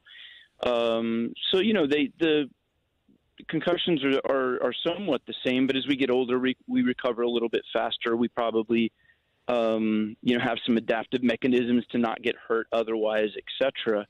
But, I always do kind of wonder a little bit when a guy has a concussion in the NFL on Sunday and he goes through a protocol and he's playing the next week. It makes you question a little bit. Yeah, and that's what we talk about too, Doc. We say from an optics standpoint, was that a good look? Like even if this guy's off on a stretcher last Sunday night in prime time and everybody's praying for him and hoping everything works out, and now he's going to be ready to play on Sunday. I just think from an optics standpoint, I wonder, is that a good look for the NFL? Even if he is ready to play, maybe it might be better to hold him out from an optics standpoint, but you got to pass tests and all those things, and I guess if you pass, you're ready to go. They're not going to let a guy out there if he doesn't pass those tests, so I understand that part of it. Dr. Osborne with us from the Center for Health and Sports Medicine. I love when you give us educational stuff when we can learn something. We both looked at each other when you said that about concussions and ACLs, and they're like, whoa. I've done that before when I visited you at the Center for Health and Sports Medicine. I thought you had this fascinating statistic, or at least factoid, about like girls, like high school players. I think you related it to ACLs and hamstring injuries and how the numbers go up. I don't know if you remember that conversation, but just even from a boys and girls high school level, how important is the rest of the leg and the body, I guess, when it comes to ACLs, because that's a common injury at any level nowadays. It is, absolutely, yeah. And I get to connect you even here in Jacksonville. We've got one of the professors at UNF that she's kind of dedicated to that field of study of ACL prevention and ACL injuries. And even since I graduated fellowship 15 years ago, we have learned so much in the ways that we can look at the way somebody walks, just even stands, with the way their knee angles are, watch them jump and land and see what their knee does, and then have that as a high predictor for, hey, you're at a high risk to tear your ACL. And then on the flip side of that, of course, we can train them and greatly reduce that risk as well, knowing what to look for ahead of time. And there's a whole bunch of different risk factors, so certainly girls in certain regards have a higher risk factor than boys do, especially for non-contact ACL. If you're playing a contact sport, then obviously you got a higher risk for contact ACL injuries. But yeah, we see a female basketball player and we can watch the way she walks, and there's certain ones you just look at them ahead of time and you say, man, she needs an ACL prevention program, or she is going to, by the end she's done with her high school career, she's probably going to tear an ACL. And obviously, especially for a high school kid, that's a fairly traumatic thing. And especially if you have somebody that potentially may go play college, tear an ACL, it may hold them out of that. So, yeah, definitely, we definitely have learned a lot. Still, obviously, have a lot to go to learn more. But I think our knowledge base for that particular injury has gotten good enough that we can kind of recognize and pre-treat these people, both guys and girls, to keep them from injuring it with a pretty good degree. Yeah, let's wrap up with this. Dr. Ross Osborne here at Action Sports Jackson, ESPN 690. And this feeds right into what you were just talking about. Center for Health and Sports Medicine isn't necessarily, hey, I got hurt, let's go rehab, although you have that. But a lot of injury prevention, knowledge, education, science behind it. Tell us a little bit more about what you guys do, because it's not just, hey, get hurt, go see Dr. Osborne. You can do a lot of preventative things, can't you? Yeah, absolutely. One of probably the unique thing about our office is we do it from start to finish. So we have sports medicine docs that can diagnose you. We do in-house therapy so we can treat you. And then we have a facility right on site where we can train, and it's a collaborative effort between our trainers, our exercise physiologists, and our docs to work with our athletes through the full spectrum.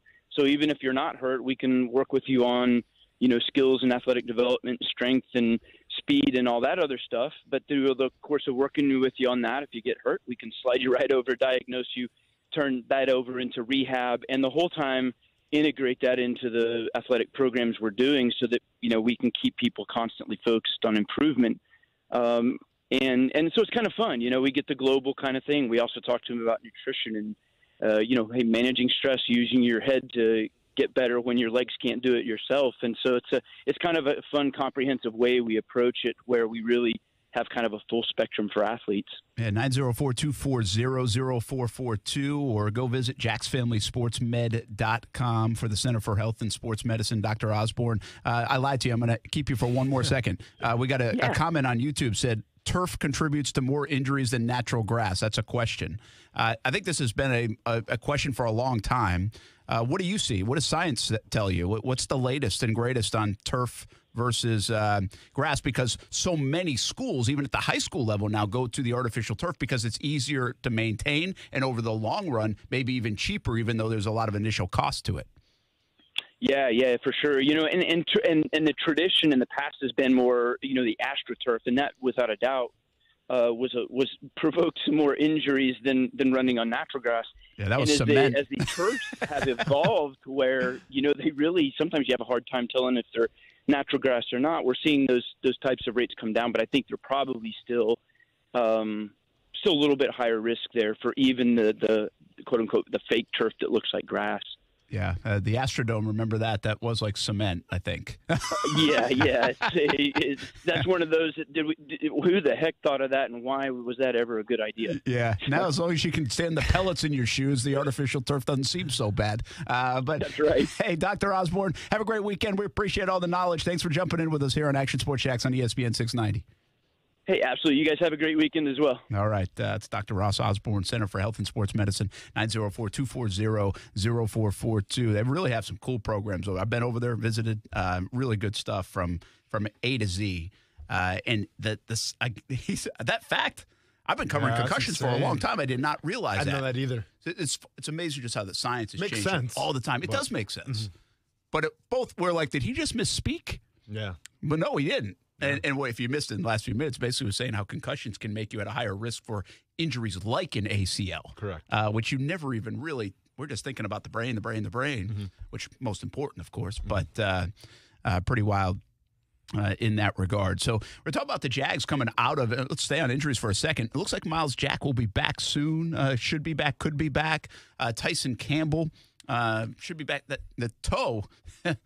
It was a toe. I think it's still a toe. The toe can be a pain in the butt. It's such a weird thing, right? Yeah. Sometimes the weirdest of injuries in a violent sport shelf you for – it's got to be the most frustrating thing. Absolutely. Right? Those soft tissue issues for people that have like a calf strain. Mm-hmm. But maybe the biggest one is this turf toe that can keep people out for a long time. And Tyson Campbell, you don't want him back until he's healthy. I want to see him back because you know what? My eyes are willing to put up with some mistakes as long as I think there's a pot of gold at the end of the rainbow. And that's what it's all about. And I really want him and Cisco to kind of get in there and, fine, make some mistakes. We'll reap the benefits of it maybe later this year or next year. Yeah. And so hopefully Campbell will be healthy coming out too. You're absolutely right because, when you draft a guy that high, and I'm talking about Cisco as well, but definitely Tyson Campbell, there's expectations to come in and have to play. Simple as that. And when you trade away C.J. Henderson, well, then the writing's on the wall. You got to be the guy going forward. Now, injuries happen. You're going to have some setbacks and everything, but I agree with you. Once he comes back, from that toe injury, I want to see if there's going to be improvement.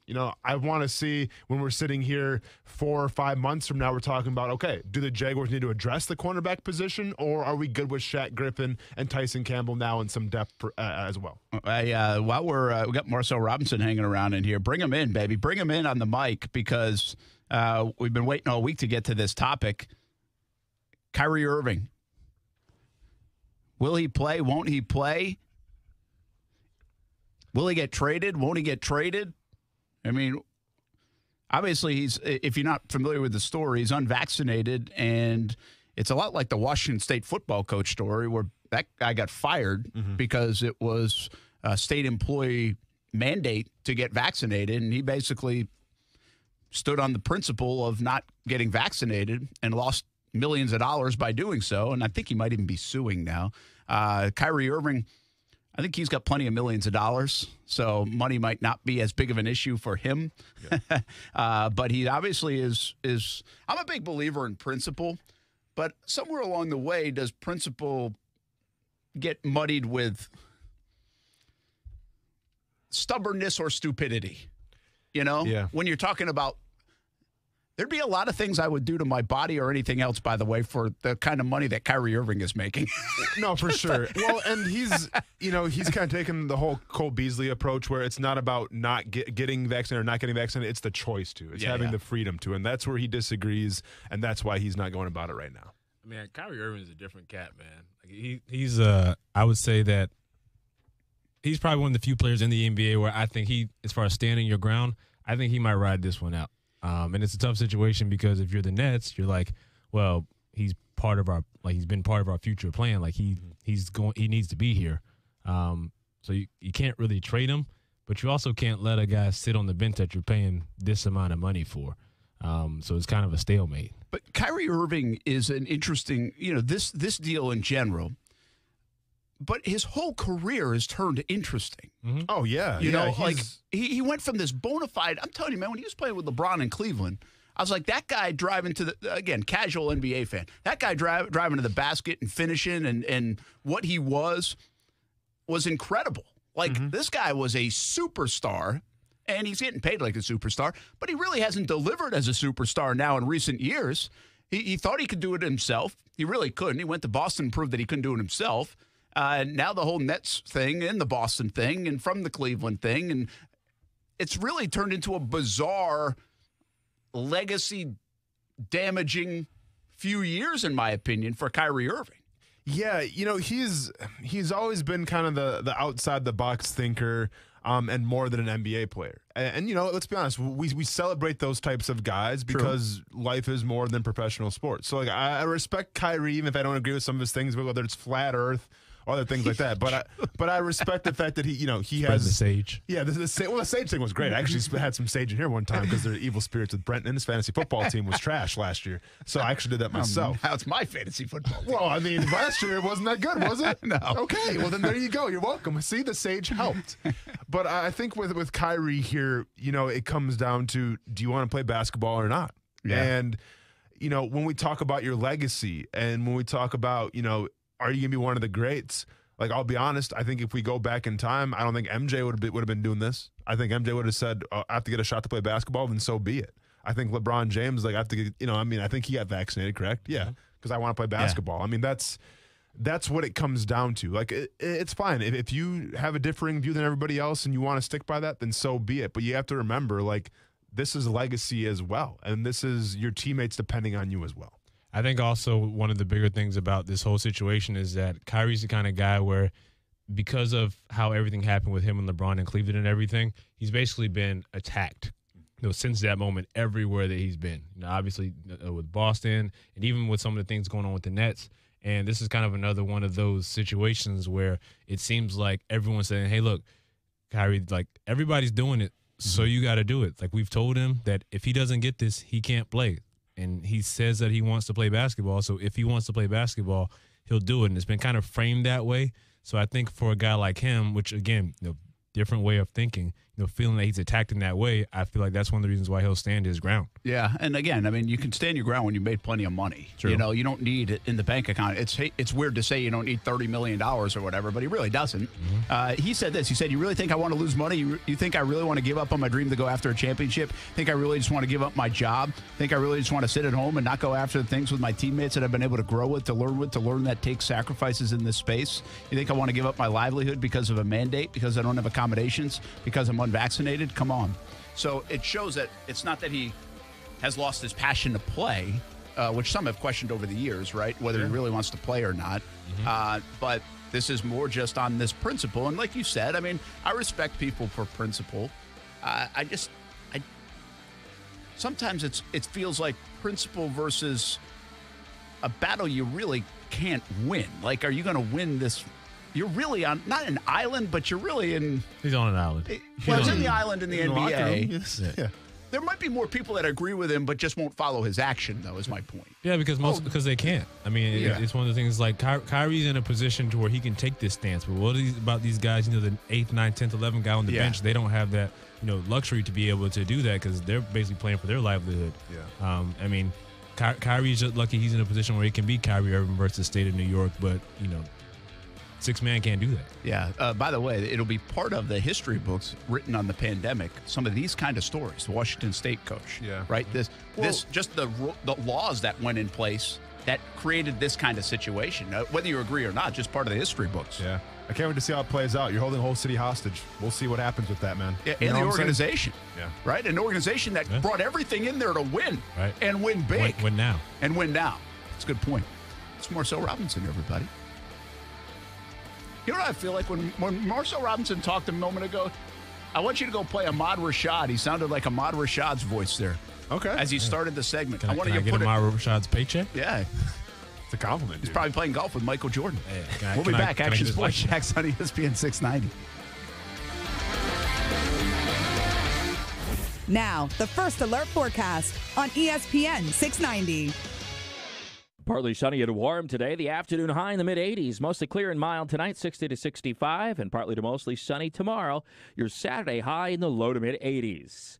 From the First Alert Weather Center, I'm Action News Jax Chief Meteorologist Mike Burrish. Join me today beginning at 5 p.m. on CBS 47 and Fox 30 Action News Jax. The Weather Center is brought to you by Beards Diamonds. Don't miss Beards BOGO Wedding Band Sale happening now through October 24th. Temperatures keep climbing, and hotter weather means your body needs more water. Stay hydrated. CGC Water Treatment wants to make sure the water you and your family drink is cleaner, healthier, and tastes great. It starts with the Connecticut system, proudly made in America and installed by the pros CGC Water. Not sure about your water? Call CGC. They'll analyze your water for free. I haven't had to worry about my water since I got mine installed because Connecticut systems remove up to 99% of the contaminants. If you're not filtering your water, you are the filter. Connecticut makes the world's most efficient softeners, non-electric, twin tanks that use less salt and water during regeneration. Save up to $500 on select softener and RO systems this month. Financing available with approved credit. Call CGC Water at 904-552-1242. Call and ask about Conway Club, the new service program that will save you money on salt, filters, delivery, parts, and labor.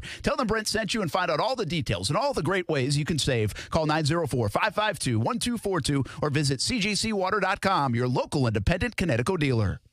It's a new approach to healthcare. The Center for Health and Sports Medicine is built on the pillars of health: physical, mental, spiritual, and emotional, with primary care sports medicine physicians, mental health counselors, an advanced diagnostics lab for wellness and sports medicine, and 24/7 on-site state-of-the-art fitness facility, all under one roof. What does this mean for you? As a Center for Health and Sports Medicine patient, you'll receive medical care in a collaborative, proactive, goal-oriented manner. In other words, everything they do is centered around you. Learn more at jacksfamilysportsmed.com. Bozard Ford, Ford's Garage, and ESPN 690 are proud to present Be the Sun, Not the Salt Community Award. It's time to shed some light on the ones who make a difference.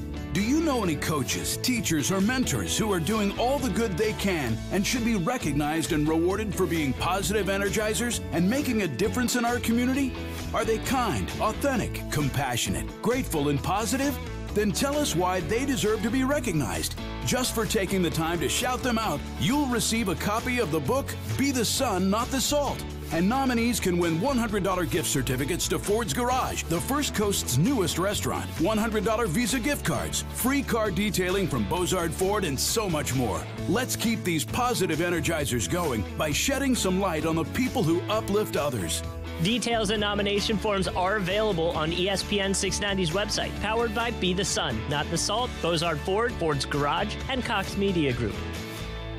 Here in the Sunshine State, more than 3 million men are over age 45, and over half suffer from ED or PE. Here's a message from Prime Men's Medical Center. I'm Dr. Brown. If you're having problems in the bedroom and pills like Viagra have let you down, you'll see results at Prime Men's Medical Center, guaranteed, or your exam is free. And it's affordable. Call 904-664-8217. Guaranteed results on your first visit or your exam is free. Call 904-664-8217. People are still hesitant to come to the shop.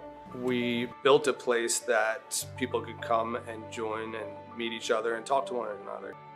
Small businesses are the heart and soul of a community. Hi, I'm Representative Kat Kamak. During these times, it's important to support your local small businesses. They are the core of our communities and keep us connected. This message brought to you by the National Association of Broadcasters and this station. For the ones who are always in the know. Delivery confirmed. For the ones who keep things running. For the innovators and the problem solvers. Grainger offers supplies and solutions for every industry, experienced staff at local branches, and free access to experts to help answer your toughest questions. So whatever challenge you face, we have the knowledge and products to help. Call, click Grainger.com, or just stop by. Grainger, for the ones who get it done. Okay, I get it. So the summer season's almost over, but that's why we live in Florida. And that's why our friends at Arlington are doing fall Florida style with hot temps and even hotter deals. Get to Arlington Toyota today because they have 400 new Toyotas available with interest rates as low as 0% on over 10 new Toyota models. Plus, you get 30 days to love your purchase or exchange it. And every new car purchase gets a lifetime warranty with unlimited time and miles. Shop ArlingtonToyota.com today. Visit ArlingtonToyota.com for full details. At Allstate, we've been saying you're in good hands for a long time. But what exactly does that mean? Does it mean you're protected from life's uncertainties? Does it mean you can worry less and live a little more? Does it mean you're not alone, even when things get kind of hard? Actually, yes. Yes, it does. You're in good hands with Allstate. Allstate and affiliates offer products and services subject to availability, terms, and conditions. 5G is here, but the big carriers want you to sign a pricey long-term contract to get in on the action. Well, no more, because Straight Talk Wireless has rolled out 5G coverage nationwide, with plans starting at just $35 a month with no contract. And get a Samsung Galaxy A32 5G for only $299, all on America's best networks. 5G coverage, 5G phones, less money. Straight Talk Wireless, no contract, no compromise. 5G capable device required. Actual availability, coverage, and speed may vary. What's up? It's Casey of Action Sports Jacks. After you listen to us from 3 to 6 today, you can hear the Blitz Scoreboard Show with Brent Martineau and the Hall of Famer, Coach Kevin Sullivan, as they take you around the high school action in the area. That's from 9 to 10:25 on ESPN 690. I think it goes back to the coaches putting me in a position to have success throughout the week, or every single week, them challenging me mentally to be able to have all these different versions of routes and having an upper hand on at least making the defense have to think about that, right? Then it comes down to me actually executing and putting them in a reactionary position. But I think just over the course of my career, just getting confident, seeing certain types of defenses. Who is that from Casey's fantasy team? That would be the guy that practiced in full today, Travis Kelce. Very good. Yeah. By the way, how's Kelce doing this year? What's his GOAT? Oh yeah. Oh, has he best been great? End. Best tight end in the league. Yeah, okay, no question. Yeah. Who's your tight end? Because Kittle's nowhere to be found. Do what now? Who's your tight end? Yeah, Kittle's nowhere to be found. MIA. I actually have him on the IR. No, you don't. You sure as heck don't have him on the IR because we don't have an IR spot. Well, I mean, I have him on my bench. That's where my IR sits. I have Darren Waller, by the way. Oh, so how's he doing? A distant second from Travis Kelce. He was awesome the first couple of weeks, but Waller's been just okay lately, right? I mean, coaches, sending emails. He's going through a lot right now. Yeah, that's a good point. Yeah. He's got a special teams coach picking his way. Yeah. You got special teams coaches making the calls. Like, I'm not worried about Darren Waller. I'm just wondering, Njoku's been good for Cleveland. Hooper, we talked about yesterday, is not. Yeah. Jonnu Smith's been okay. Hunter Henry's coming on strong. I'm just Gronk, these top. Gronk was great. He was great. He was very Gronk, good. It was a yeah. great start. Mm-hmm. But so between injuries and, I mean, is this a down year overall for some of the top flight tight ends? Well, and again, some of that might be injury based. Kittle's been out and Gronk's out now. In daily fantasy, you don't have a ton of options to answer your question. There's like the same. Hawkinson was good at the start. He's been down a little bit. Yeah, there's not a lot of options in the daily world if you don't want to pay for Waller or Kelce. Yeah, and Noah Fan is just kind of okay. I'll tell you who's coming on though. If you're a tight end guru, and that's Cole Kmet. Justin Fields likes throwing him the ball. So cheap and daily, by the way, as well this week. So. So. Oh, you know who else is playing good?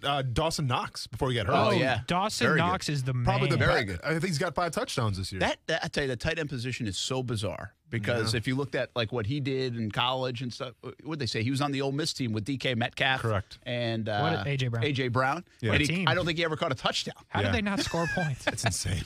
And then also, we got to mention Mark Andrews as well. Is doing all right. Okay, yeah, that's a good Dalton point. Schultz for Dallas is doing okay. You know, I read something about coming out of Travis Atlanta Kelce. with Kyle Pitts that Hayden Hurst would be potentially a move piece for Atlanta. Should the Jags look at finally trying to get Hayden Hurst after all these years? I mean, there's some people that think he's capable of being a number 1 tight end. If you threw Hayden Hurst with Dan Arnold and you got Manhurts and you got everybody else. Jacob Hollister. Yeah, I mean I'd rather have Hayden Hurst than Jacob Hollister. But are we going to run goal line the whole time? How many tight ends do you want? All of them. Well, I mean, Baltimore's been pretty good at it. Yeah, but are we Baltimore? I'm just saying. I mean, listen, we've gone from not having a tight end for forever. No, I hear you. I wouldn't mind having 15 of them, to quite frankly. I mean, I'd give up kickers to have tight ends. Sure, I got you. If you can find a way to get them all on the field, depending what you have to give up for Hayden Hurst, then sure, why not? But yeah, Hayden Hurst was good last year. Yeah, quality player. Yeah, he's a quality player. Brandon Ponso joins us from JacksCoastalHomes.com. He's like, are you guys going to bring me in or what? I mean, what the hell? He's See like, you guys later. Why did I call in if you're just going to sit there and talk? So I'll bring you into the conversation, Brandon Ponso. And I have this question before we actually get to the picks, and then we'll roll off the picks in a hurry because it's 0-6 for Austin Lane is what I heard. But that's correct. Yeah. Jarvis Landry and Odell Beckham Jr. to me are about as average as the day is long, especially Odell Beckham. Is that their fault? Is it Baker Mayfield's fault? Is it Stefanski's fault because they run the ball and that's what they try to do? Like, these guys were electric players, like big money players. And I just feel like I can name 50 receivers better than both of these guys. Give me your thoughts, Brandon Ponsel. I've never seen a wide receiver fall off like OBJ has. It's partly the system in Cleveland. I mean, maybe you send OBJ out to play in L.A. with Stafford and Sean McVay. Yeah, good point. He could light it up again. But, guys, he's got to produce. I mean, they have a great offense, and Mayfield's not terrible. So I think it's the player more than the system. Yeah, and by the way, this is an injury thing too. I mean, these guys have been banged up, so I understand that. But even still, like, I don't feel like I've heard from Odell Beckham Jr. in like a real way, Austin, since the one-handed catch in the sideline kicking the kicking net down or whatever. Yeah. Like, it feels like that. He used to be like an every week soap opera kind of player that everybody across the country was talking about for a variety of reasons. Yeah. And I feel like he's just like this forgotten piece. So the progression of Odell Beckham Jr. has definitely been a downslide, if you will. Because I remember when he first got to Cleveland, like, they were intrigued, and then they found ways to get him the ball.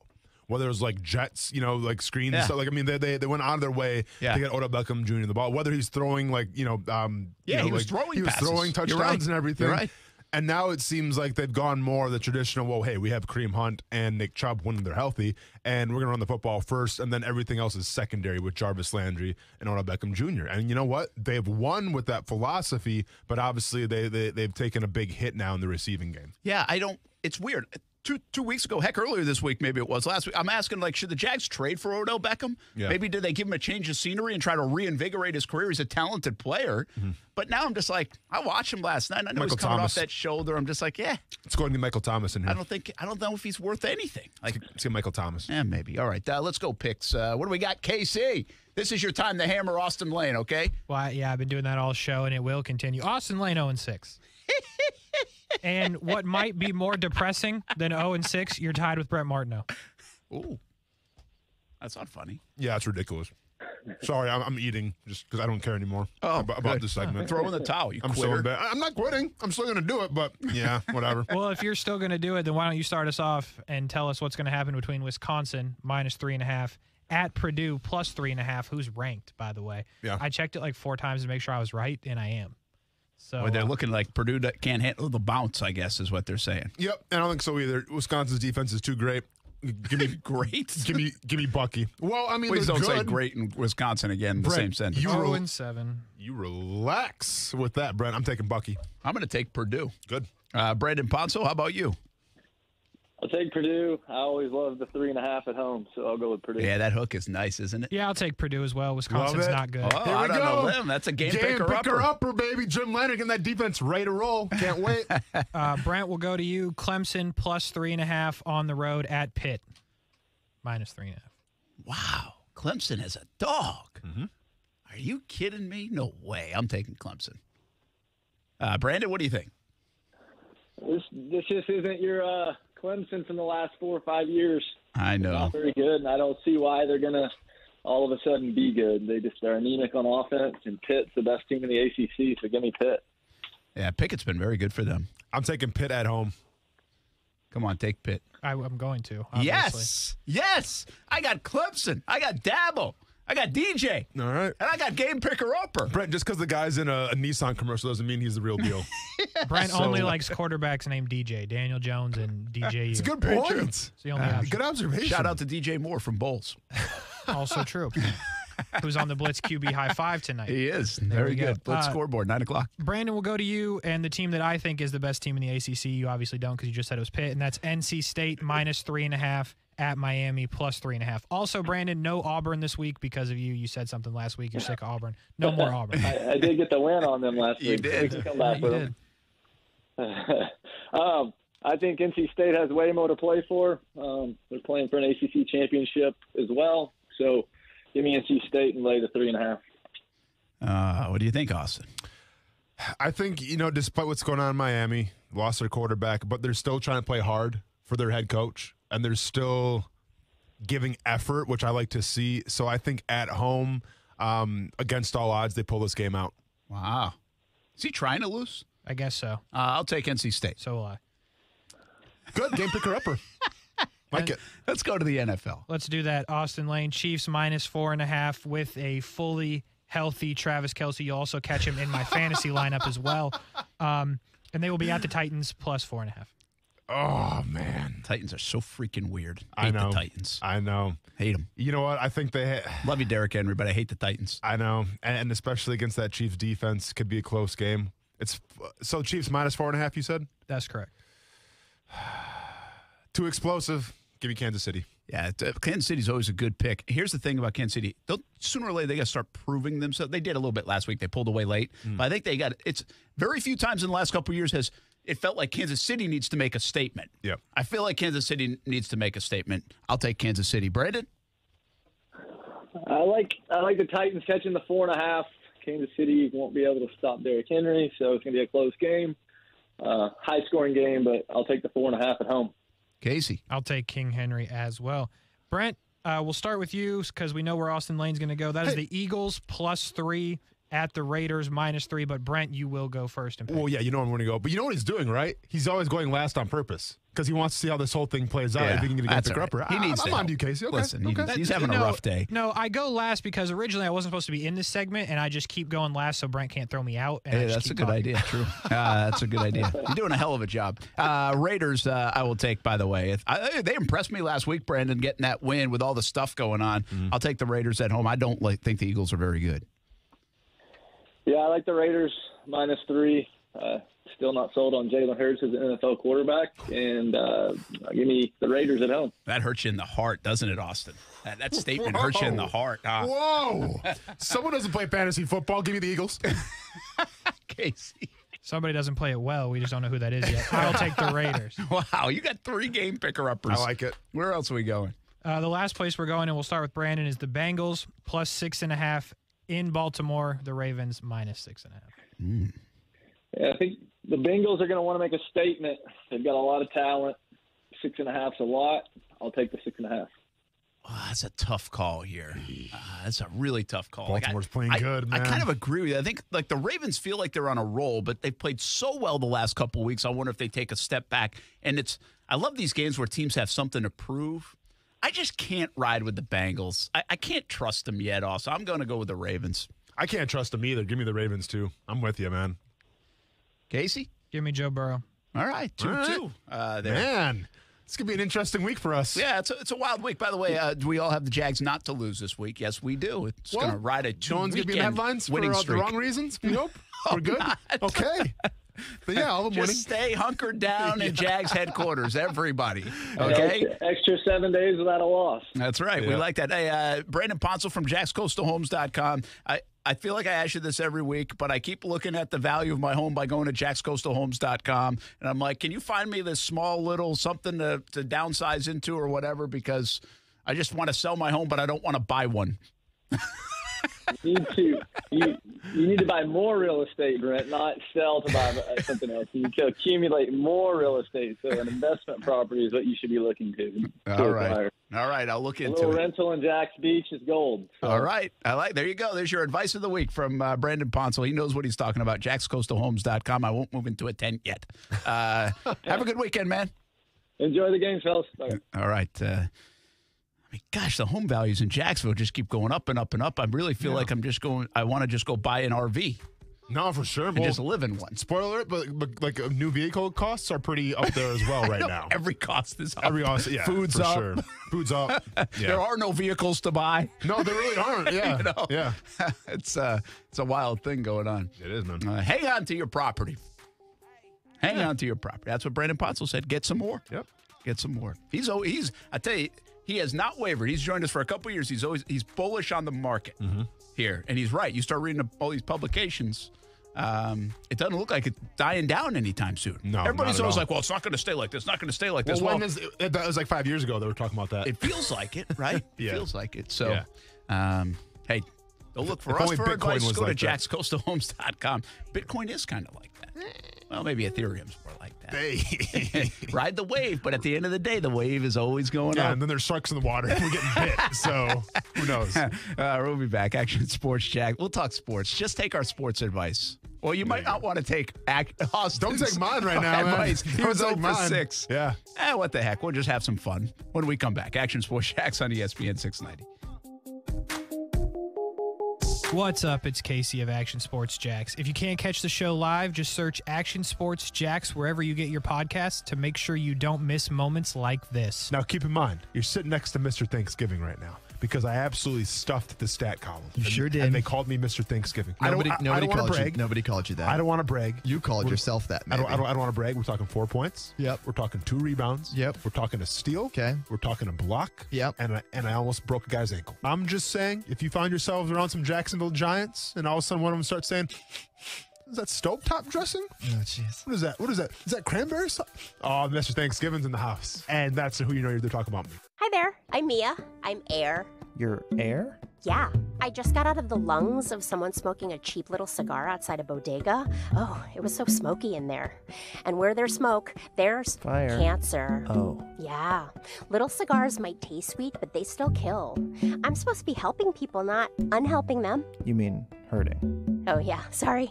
I'm a bit of an airhead. Little cigars are just as dangerous as regular cigarettes. Find out how to quit today at tobaccofreeflorida.com. I love football and I love chicken wings. Hey, everybody, this is Brent Mortno. We are a lot alike, right? You love football and you love wings. Let's win the week with Extreme Wings Sports Grill. 4 locations in Jacksonville, Atlantic Boulevard, Ocean Way, 210 in St. Johns County, and the new location on Roosevelt Boulevard near NAS Jacks, serving up the freshest, never frozen, world-famous extreme hot wings to Jacksonville since 1999. We like football. We like wings. We love a good deal. To celebrate the grand opening of the Extreme Wings Roosevelt location, get 6 wings, french fries, and a drink for just $12.99 at the Roosevelt location. 6 wings, french fries, and a drink, just $12.99. Active military gets special discounts. Jalapeno ranch, Caribbean jerk, spicy blue cheese, lemon pepper. So many flavors to choose from. And, of course, they can make them extreme if you want. Plenty of space at Extreme Wing Sports Grill locations. If you're looking for a place for the entire team, try Extreme Wing Sports Grill. I love it. You'll love it. 4 locations in Jacksonville, including Roosevelt Boulevard near NAS Jacks. Got a business trip, long weekend, or maybe you just really want to try that new Toyota before you buy it? Then get it all when you rent a Toyota from Arlington Toyota. With easy online reservations and rental rates as low as $19.95 a day, there's nothing stopping you from hitting the open road in a new 2021 Toyota. So rent a Toyota from Arlington Toyota. Try it before you buy it and reserve your rental online at arlingtontoyota.com today. This following message is brought to you by the Florida Division of Emergency Management, the Florida Association of Broadcasters, and its radio station. This is Craig Fugate, the former director of Florida Emergency Management. In this time of COVID, you need to update your hurricane preparedness plan. That means knowing what evacuation zone you live in, and in order to leave, you need to go. Take your pets and stay with family or friends, or at an inland hotel. Shelters are another option. Know your zone, know your home. For more information, go to floridastorms.org. That's floridastorms.org. He's kept you ahead of storms. This is going to be a very active afternoon of storms. He's taken you inside storms. Look at the Reds then that have shifted a little south of Jacksonville. And for 33 years, the Chief has seen it all. Forecasting severe weather days in advance. So when storms are headed your way, there is only one meteorologist to turn to tonight, the Chief. The knowledge and experience of Jacksonville's Chief Meteorologist, Mike Burrish. Action News Jack's First Alert Weather, only on CBS 47 and Fox 30. Wake up to Wendy's and get a bacon or sausage, egg, and Swiss breakfast croissant for just $1.99. Made with fresh cracked eggs and served on a hot buttery croissant that's fluffy enough to sleep on. It's time to wakey. Hit the Wendy's drive-thru and get your bacon or sausage, egg, and Swiss breakfast croissant for just $1.99. That's a better breakfast for just $1.99. Only at Wendy's. We got you. Limited time only. U.S. price and participation may vary. Third-party delivery prices may vary. Not valid in the combo. Are you the parent of a 2 to 7-year-old? Listen closely for an exciting free radio offer. By now, you've probably heard of ABC Mouse, the Parents' Choice Award-winning online learning program that's actually changing the lives of early learners everywhere. ABC Mouse is like a little one-on-one teacher. It has helped her so much. Right now, we're offering a special radio promo to try it free for a month, but you have to go to abcmouse.com/radio to claim your free month. That's abcmouse.com/radio. Sponsored by Age of Learning. Get stylish, durable flooring for your home that will last a lifetime and get it installed with help from Lowe's. Get Stainmaster Pet Protect carpet starting at just $199 per square foot and Pergo Wet Protect laminate starting at $249 per square foot, both with limited lifetime warranties. Order now only at Lowe's. Home to any budget, home to any possibility. Install available in-store only and through independent contractors. See Lowe's.com for details and licensing. U.S. only. See Lowe's.com product detail page for more warranty information. Basket Brigade, sponsored by Tito's Handmade Vodka, knows that any act of kindness makes a difference for many. Make your donation so that families in our community receive grocery gift cards to make their purchases. To donate, visit ESPN690.com. Thank you for donating to make a difference. I've been telling you all about Easy Garage Solutions. You're going to do some, things around the house this weekend. You're going to be in that garage and be like, my gosh, we have so many things in this garage. What do we do with it? Well, you clean out some of that space by giving Easy Garage Solutions a call or look them up at easygaragesolutions.com. That's what we did. It's been terrific. You can make it into a man cave. You can make it just space to put your cars in. You can utilize it for some ping pong or hit the golf ball or hit the baseball off the tee.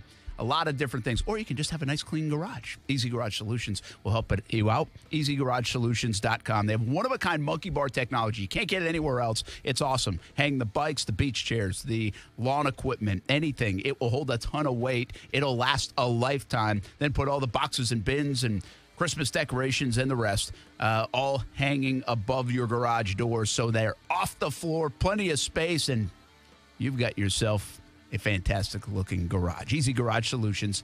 Go to EasyGarageSolutions.com. It's that easy. Hey, what's up? It's Austin Lane. Check out Action Sports Jacks on ESPN 690 or ESPN690.com.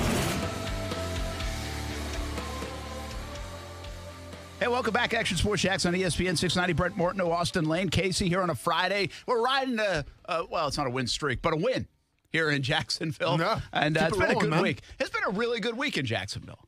Yes. I mean, you got weather's the wind. Good. The weather has been terrific. Mm-hmm. Little too toasty though in the afternoon. Still keeping up a little more than I want to see it right now. But overall, pretty nice. Overall, not bad. Yeah. You can get away with jeans or even a sweatshirt if you want later at night. That's good weather. That's great weather. Yep. And so hopefully everybody has a good weekend ahead. DeJuan Smoot had a fantastic weekend. We had that story. So it's been a lot of cool things going on here in Jacksonville this week. And it's kind of fun. Don't you think it's fun sometimes to watch football without having to watch the Jags. I had to stress about it a little bit. Yeah. I don't know if it's stress. It's just a different experience. Like, I love watching the Jags, even though they haven't been very good. I love game days. I think there's nothing like it. So I don't want you to interpret that like, wouldn't it be better not to have the Jags here? No, for sure. It's just a different thing. Like, we experienced it when they played on Thursday Night Football. Correct. You know, when you have that Sunday, it's a little bit different of a feel where you do pay attention to your fantasy football lineup, your picks more. Yeah. At least me, like, I'm usually working on Sunday, so I don't pay attention to any of that stuff until later at night when I kind of say, okay, how did I do? Well, yeah, and then like when you're in the press box and maybe you're watching NFL Red Zone. So yeah, you are still watching the Jaguars game and following that, but you're also watching NFL Red Zone. Yeah. You definitely on are. your laptop. Yeah, but I go back and rewatch the Jaguars plays too, right? And I include you on, hey, here's what happened. Do. So don't say I'm not doing my part. And we appreciate that. Can't relate. I watch Red Zone at home. Yeah, I remember Kuz had credentials. I've heard. A couple years ago. Yeah, I've heard. I do not watch. Well, again, because of the nature of the business stuff, I don't really watch a Red Zone that much. You're missing out. I know. I'm not saying it's bad. I mean, I told you when we went to the Super Bowl or not the party, but the what do you call it? Media night or not? You know, like when it's like everyone comes in that circle and it's like, oh, here's the teams. What do you call that? When the teams get announced, you got to interview them. For the Super Bowl, what is they that call it called? Opening night now, but it's Media Day. Okay, Media Day. Yeah, the guy from NFL Red Zone, I told you. That's when I got starstruck. Yeah, Only guy there. That's Hanson, right? Rihanna could have been walking out. Hey, we'll see you later. Is that Hanson? Dude. Scott Hanson. Scott Hanson, yeah, for sure. Yeah. Scott Hanson, man. But does Siciliano do a little bit of it too, or is it just Hanson? It's Scott Hanson show. We've reached the witching hour. That's what he says. You don't watch Red Zone. You don't get it, man. I mean, I know Scott Hanson. I think he's played in like Tebow's tournament. I think he comes and plays in that sometimes. I'm definitely, next time I see him, I'm going to have him record a voicemail. Like, you've reached Austin Lane's phone and he's in the witching hour, something like that. But what's more ridiculous, not watching Red Zone, not watching Ted Lasso? Red Zone, for sure. Thank you very much. I'm working. I win. And just to confirm, I do watch Red Zone at the house, not in the press box. I just want to double down on that. Some people have to work for a living. Man, I remember when Kuz was in there, too. We're eating egg rolls. Yeah, I've heard. We'll be back. Action Sports Jacks on ESPN 690. That's why you're not allowed in there anymore. Whether you're a rock-solid hard athlete or a hardcore fan, in Little League, a pro, or a weekend warrior, Cora Physical Therapy is here to help you reach your goals. We're happy to announce that Cora is now open in Kingsland, on Boone and Haddock, and we're coming soon to Brunswick. With a total of 17 clinics in the Jacksonville region, there's sure to be one near your home or work. Call or come in today for a free screening. No physician's referral needed. CoraPhysicalTherapy.com, treating everyone right. Men, do you feel embarrassed in the bedroom because of ED or PE? Prime Men's Medical Center has the solution. I'm Dr. Brown. 98% of patients experience a positive result from the treatment in just 10 minutes after just one office visit. Men are lasting 30, 60, 90 minutes or longer, and it's affordable. Call Prime Men's Medical Center at 904-664-8217. See results on your first visit guaranteed or pay nothing. Call 904-664-8217. For the ones who know safety isn't a catchphrase, it's a culture. And the ones who help make sure everyone makes it home safe. For the safety-minded who watch everyone's backs, Grainger offers supplies and solutions for every industry, as well as safety assessments and training to keep your facilities safe and your people safer. Call, click Grainger.com, or just stop by. Grainger, for the ones who get it done. See, boss, look at all these great masks, and they got them marked down for their after Halloween sale. These make great disguises for breaking into houses. Oh, yeah. It's perfectly normal for a big guy in a Spider-Man mask to be lurking around the neighborhood. I wouldn't be lurking. Whatever. Just make sure you don't go near any safe-touch houses. Those things aren't safe for us crooks.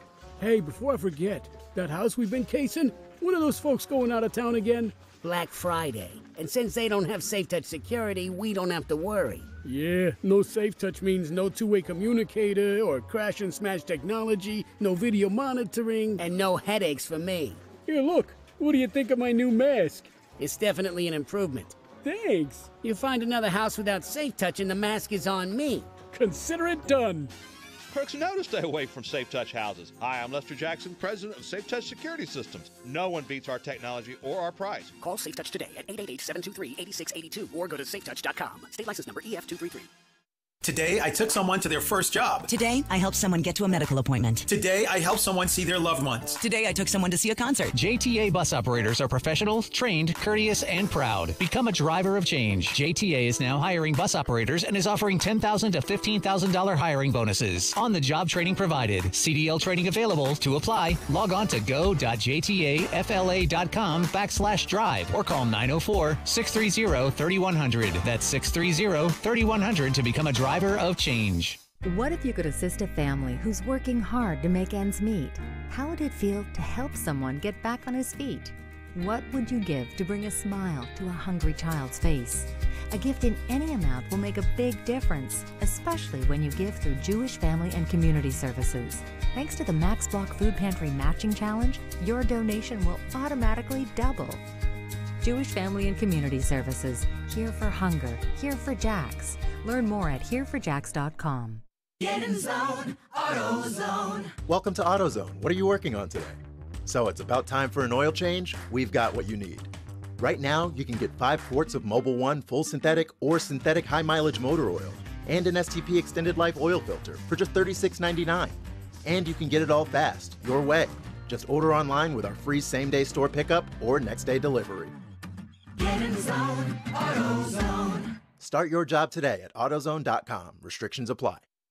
5G is here, but the big carriers want you to sign a pricey long-term contract to get in on the action. Well, no more, because Straight Talk Wireless has rolled out 5G coverage nationwide, with plans starting at just $35 a month with no contract. And get a Samsung Galaxy A32 5G for only $299. All on America's best networks. 5G coverage, 5G phones, less money. Straight Talk Wireless, no contract, no compromise. 5G capable device required, actual availability, coverage, and speed may vary. Broadcasting live from the ESPN 690 Anajar and Levine studios. Anajar and Levine Accident Attorneys. Call 904-600-4000. That's 904-600-4000. ESPN 690. Jacksonville's home for ESPN Radio. WOKV Jacksonville. Listen live everywhere you go on ESPN690.com. ESPN 690, a Cox Media Group station. It's another game tonight for the 76ers, the home opener against the Nets. ESPN's Adrian Wojnarowski reports Simmons told Coach Doc Rivers today he's not mentally ready to play. Simmons will be evaluated by the medical staff. Meanwhile, Woj says the Sixers aren't getting the offers they want. Typically, it's a small market team trading a player to a big market, which is usually the direction this is going. This is unique in that it is a big market team that's talking to a lot of small market teams about a player going in the other direction. Adrian Wojnarowski on KJ and Max. Sixers and Nets on ESPN tonight at 7:30, followed by the Suns and Lakers. Giants kicker Graham Gano tells The Athletic the Panthers put his career in jeopardy by misdiagnosing an injury in 2018. Gano and the Giants will play Carolina on Sunday. Tonight, Game 6 in the American League Championship Series. The Astros host the Red Sox. Houston leading the series 3-2. Nathan Eovaldi and Luis Garcia, the starters, 7:30 Eastern, ESPN Radio. Want to look like $1 million? Upgrade to a Dollar Shave Club 6-blade razor for a noticeably smooth shave thanks to their 6 precision-cut stainless steel blades. Find your perfect shave with Dollar Shave Club stores. Yep, that's Dollar Shave Club in store. So go to the store and find them. Broadcasting live from the ESPN 690 Anajar and Levine studios. This is Action Sports Jax on ESPN 690 with Brent Martineau and Austin Lane.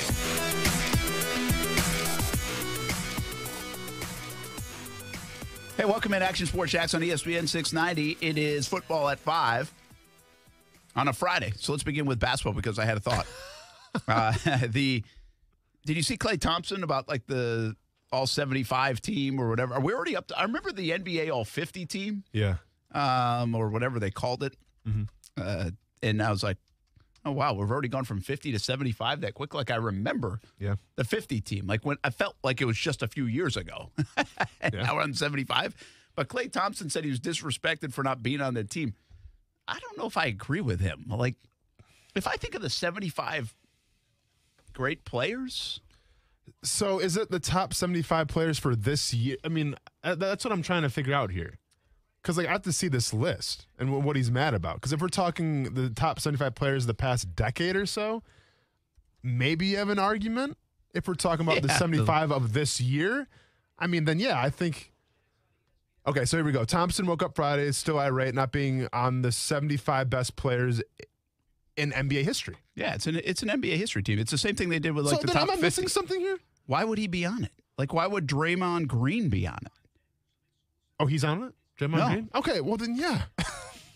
Steph Curry, the end. Kevin Durant, former Warrior, the end. Maybe. Yeah. That's about it. But like Steve Kerr, I guess, I don't know if he was asked this, but he said he definitely thinks Draymond and Klay are top 75 players in NBA history. And I just don't. This is what Klay Thompson said. Maybe I'm just naive in my ability to play basketball, but in my head, I'm a top 75 all time. And that's fine. Like, you should be. Yeah, Listen, he's a very talented player. But I just don't. I wouldn't put. So, okay, here's the thing. I found the list right here. Here, I'm going to give you like 70 through 75. You tell me where Klay Thompson ranks. So 75, rounding off the list, is Dwight Howard. Okay. Dave Cohen, 74. Okay. Former Celtic. Nikolai Jokic is number 73. Just won the MVP award. Okay. Paul Arizin, 72. Okay. Bob Lanier, 71. Yeah. And then Earl Monroe is 70. Yeah, Willis Reed, 69. Listen, Pete Maravich is 68. There's so many people that aren't going to be on the, like, people aren't going to know some of those older names. Bob Lanier is a terrific player. Like, some of those guys are legendary players and were. And now, top of mind names like Klay Thompson and Draymond Green, you're like, oh, yeah, No, they're not. Like, if I say Klay Thompson, I'm not. Like, where is Steph Curry on the list? Well, I was going to say, so in terms of three-point shooters, like, Klay Thompson is, Ray Allen's 55. Okay. So that kind of sets the pace a little bit, too. Steph Curry is 15 all-time. Yeah, well, between Karl Malone and Julius Erving. I wonder how Julius Erving feels about that. Like, Dr. J, right behind Dr. J is Steph Curry. Yeah. I don't know. But he has changed the game. Yeah. Has changed the game. He was terrific last night, too. Did you see who number one is, by the way? Well, is it not Michael Jordan? Not Michael Jordan. Is it Will Chamberlain? No. It's LeBron James. They put LeBron. Who did the list? The USA Today. They put LeBron. LeBron's number one. So they're obviously trying to get some talkers going. Of course. So who's two? Michael? Two, Michael, then Kareem, Wilt, Magic Johnson, Bill Russell, Shaquille O'Neal, Kobe Bryant, Tim Duncan, Larry Bird. Ooh, Larry Bird coming at number 10. Larry Bird behind Tim Duncan. Are you kidding me? Hey. Are you kidding me? Larry Bird behind Tim Duncan? Mr. Fundamental? Why? Because he was. I mean, what do you? Listen, you're a Larry Bird hater, but Larry Bird behind Tim Duncan is a bunch of bull bleep. And are you saying that because the style of play? Because if you think that Larry Bird was so much more exciting than Tim Duncan, you better watch your film again. You better check the tape a little bit. Larry Bird was way more exciting than Tim Duncan. Give me that top 10 again. LeBron James, Michael Jordan, Kareem Abdul-Jabbar, Wilt Chamberlain, Magic Johnson, Bill Russell, Shaquille O'Neal, Kobe Bryant, Tim Duncan, Larry Bird. Man, the fact that Tim Duncan's going to get a documentary before Larry Bird does, that's a shame. By the way, number 11 is Kevin Durant. How do you feel about that? I feel like I shouldn't read this list now because it's only going to make you upset. Well, I feel like Giannis 24. I'm trying not to be. See, what I do on these kind of lists is I feel like I give the nod to the yesteryear guys. Mm-hmm. But I think what these lists try to do is kind of incorporate the today guys. Mm-hmm. But it's hard for me to say right now that, like, you could have LeBron, Durant, Steph Curry, all in the top 15 on this list. Now, LeBron has earned his way into that. Yeah. But to be top 15 on this list when you're still playing doesn't feel... I don't know. It just doesn't feel right to me because I feel like your legacy grows like almost as you retire. Mm-hmm. You know what I mean? Yeah. So maybe Kevin Durant will become like a top 6 guy by the time his legacy ends. And the thing I would say in favor of both of those players is that they really help change the game. Like, those guys are changing the game, right? I mean, Durant, being a 7-foot guy, to be able to do what he does, very few in the history of the game have been able to do that. Steph obviously has changed the way the game is played with the three-point shot, right? No, for sure. So I'm going to be honest. I'm looking down this list some more, and we're going to stop talking about this because I see who's number 56, and I'm done. I'm out of here. We're all the way down to 56? New topic. He's between Ray Allen and Kyrie Irving. Kyrie Irving, the list? 57. This guy is ahead of Damian Lillard, Carmelo Anthony, Tracy McGrady, Vince Carter. Manu Ginobili. Really? Manu Ginobili is the 56th greatest basketball player of all time, according to USA Today. And I'm done. I'm done. What did he bring to the game? The fact that you can flop and get away with it for a little bit? That's what I remember Manu from. Yeah, this is kind of a weird list.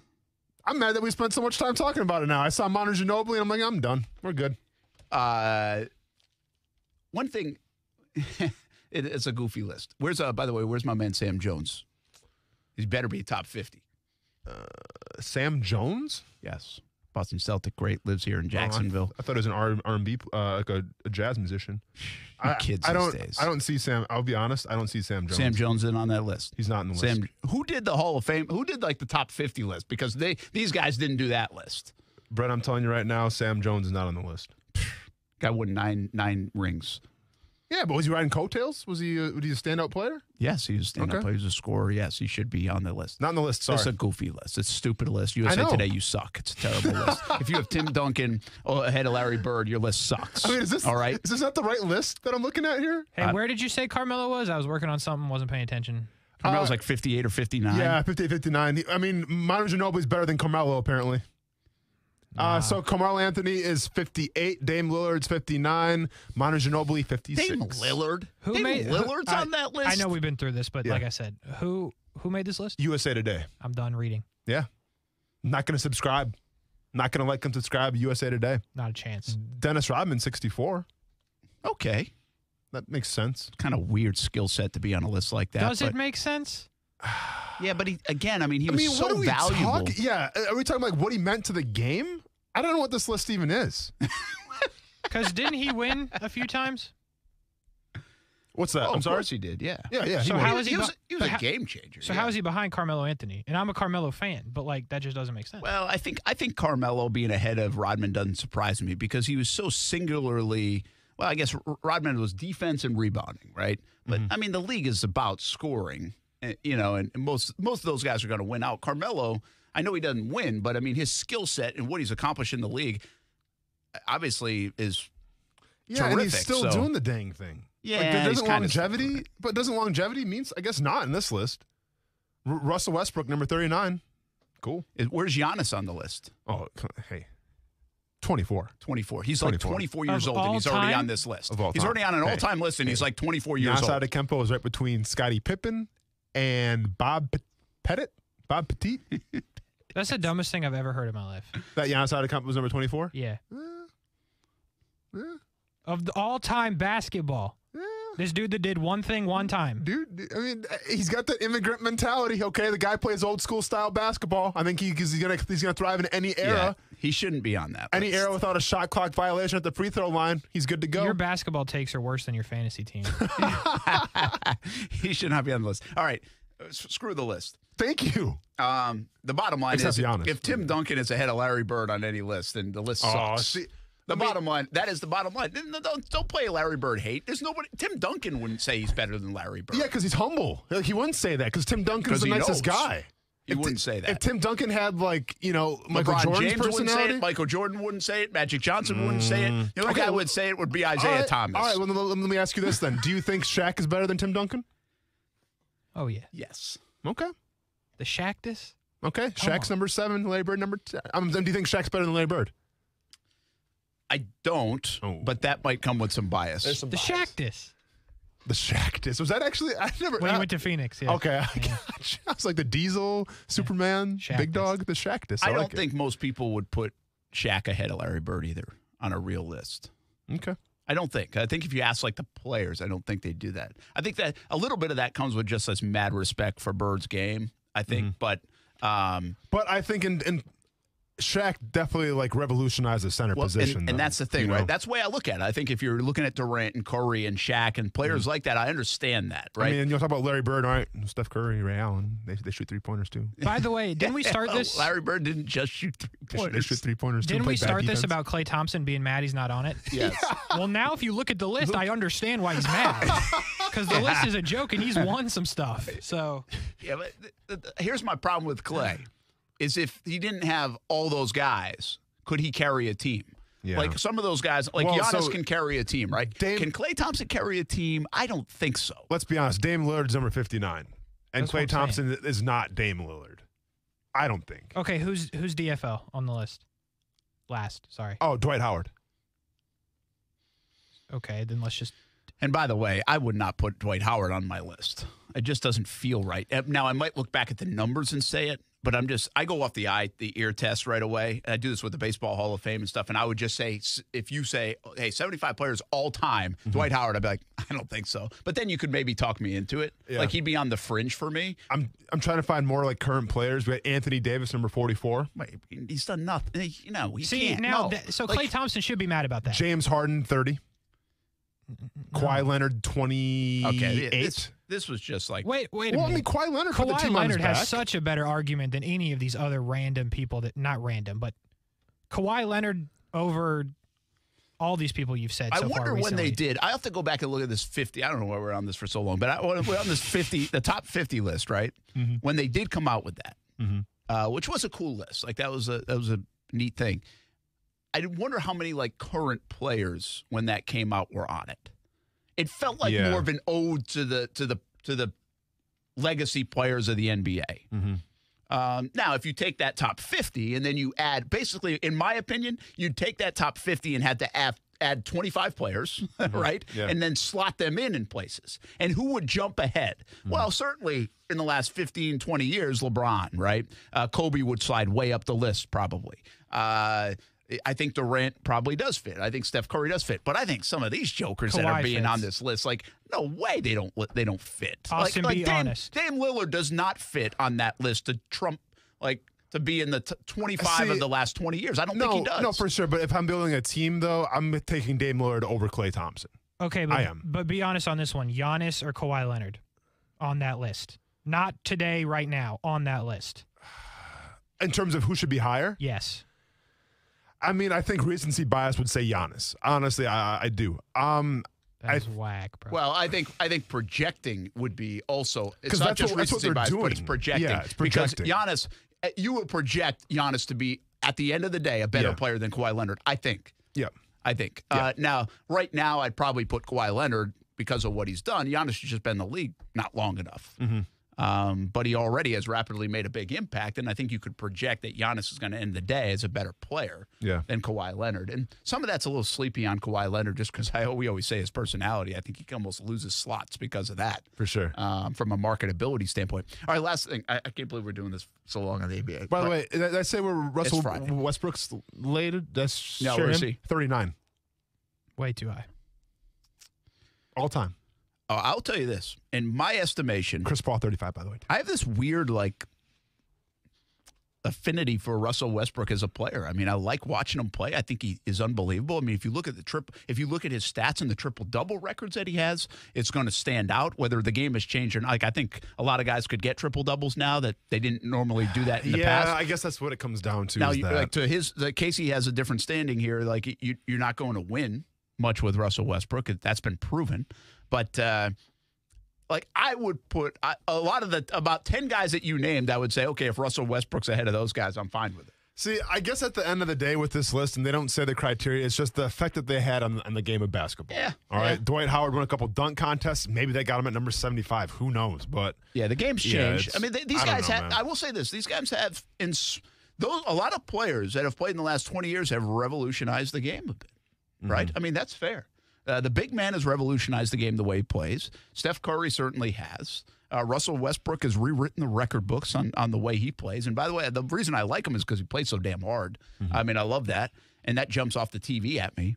It's weird that he can't win even though you play that hard, but it's just this weird thing. One more basketball note. Steph Curry was trending big time last night. He put on a show again. I mean, he's awesome. Yeah.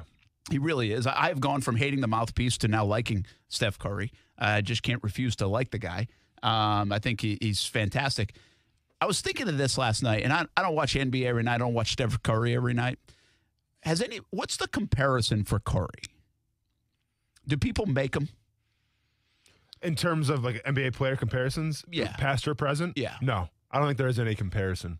Because like if you want to talk about good 3-point shooters, then Ray Allen. Yeah. You can mention your boy Larry Bird. but I think like the way that you watch Steph Curry create his own shot and chuck it up from like 35 feet out, like that style has now transcended into like high school kids are doing this. You know, like his style of basketball has like inspired a new generation. James Harden can't say that. Like nobody can say that except Steph Curry, I think. Yeah. Well, okay. So to that point, I was thinking of this last night, and some people might like be mad at me for saying this if you're an old school basketball guy, but I feel like Steph Curry, if I were to compare him to somebody in my head, don't go style a game and all this stuff, but it has the same feel and flair to it as like a Pistol Pete Maravich. You know, Pete Maravich, like I used to watch him as a kid, old videos of him, like the way he handled the basketball. Yeah. Right. And like he put on, you'd be mesmerized by the way he could handle the ball and the things that he did. And I feel like the movements of Steph Curry, the ability to get shots off, the places on the court that he does make shots from, and the regularity that he does it with, it feels in that same ilk, although style-wise does it differently, but it reminds me of this Pete Maravich kind of way. So I almost like compare. Yeah. That's who comes to mind. If I think of Steph Curry, who do I think of? I don't think of Larry Bird. I don't think of Ray Allen. I think of a guy like Pete Maravich who is just this. No, like nobody else can do it that way. You know what I mean? So I can see that because it's almost like you're saying when you watch Steph Curry or when you watched, Pete Maravich, it was almost like you're watching like a Harlem Globetrotter. Yeah. In the way like it just looked different, you know, and the way that it flowed. Yeah, I agree with that. Now, obviously, from a shooting standpoint, he does. For sure. Whether, it's driving the lane with that teardrop that he does or if it's just literally creating his own shot out of nowhere. No, I agree with that. It looks like he's playing a different game of basketball than everybody else. Like he's the Globetrotters, he's playing the Generals. That's a great call on the Globetrotter part. Yeah. But again, I understand they do it differently. I understand Pete Maravich wasn't, they didn't have threes then, and stuff. But in more, at least I was mesmerized as a kid watching Pete Maravich. Again, these are on videos. This wasn't live, of just his handle. And how he dribbled a basketball and all those movements. And guys do that. I mean, we loved Allen Iverson and stuff like that, but it felt different. And maybe it's also like the skinny guy, too, like not this physical specimen. And that's part the allure, I think, of Steph Curry. Like, he is not this physical specimen at all. I mean, we know that. I mean, LeBron James is. These other guys are. And that's the thing, too, with like the next generation of kids now. It gives you hope where it doesn't matter how big you are. Yeah. Like, if you watch Steph Curry, man, you can be one of the best basketball players in the world just doing your thing with the three-point shot. Yeah. He is, from an entertainment value, is he the most entertaining player for you? Right now in the league? Man, I know you like the Bucks and you like Giannis. No, I love Giannis, but actually, like, must-see TV, like, can you believe you just did that? Yeah. That's Steph Curry. It's got to be, right? I'm not even sure anybody's close. I mean, Zion seemed like that, but because I can see so many dunks. Like the way when Steph Curry hits a 40-footer. I can't even see a Zion dunk in my mind. Yeah. Does he play? Here we go again. Are we talking about the Ball brothers again? We talking about your boy Ball? All right. But I mean. Or Lonzo, whoever. I remember the All-Star game for Zion Williamson dunk. Yeah. Plus, he's starting to look like he's got a dad bod. I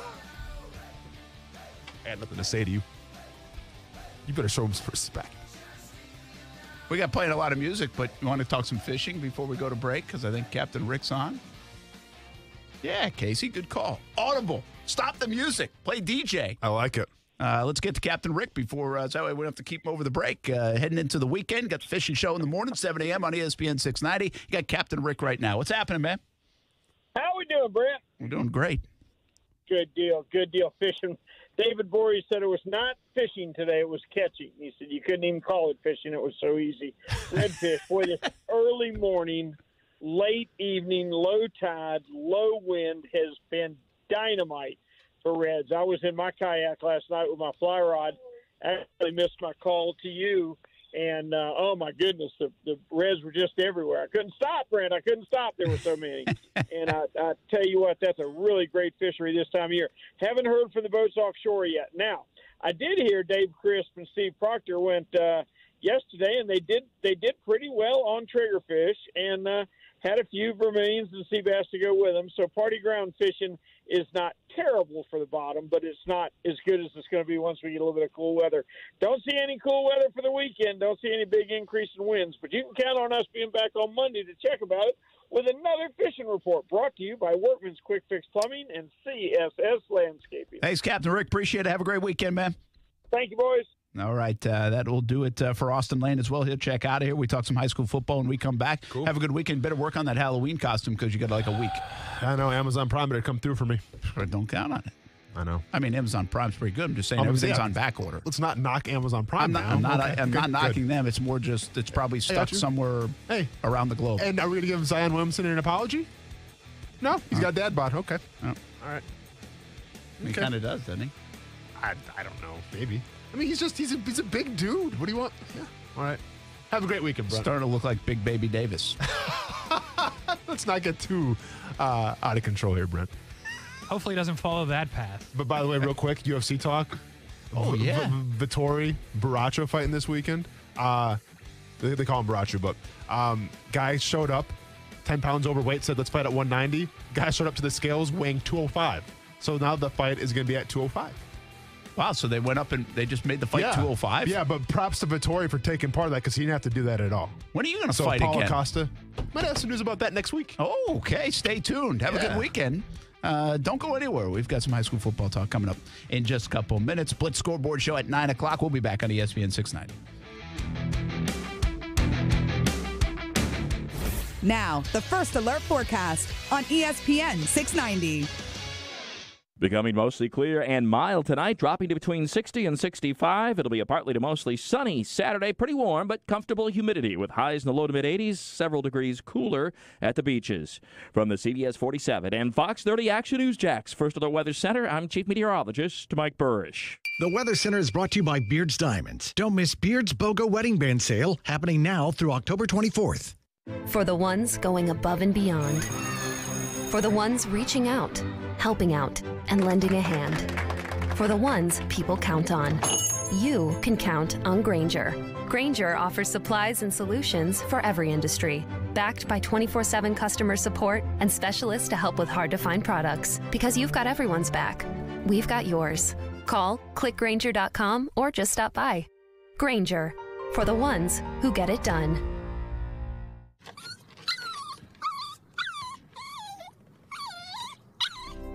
After a long day, having my dogs greet me at the door with their silly smiles and wagging tails makes me happy. I want to keep that joy with me for years to come. That's why I trust Forever Vets Animal Hospital to keep my pets healthy. Forever Vets was voted 2019's best vet in Jacksonville Magazine's Readers Poll, and it's easy to see why. The affordable wellness plans are tailored to meet all of your pet's changing needs as they grow. Open 7 days a week, Forever Vets friendly staff is available to treat you and your pet with care. They combine extended hours with online booking to allow you to give your pet quality care while accommodating your schedule. Go online to forevervets.com to find which of their 9 locations is nearest you. And don't forget their newest location in Bartram Market. Forever Vets Animal Hospital, keeping your pets happy and healthy forever.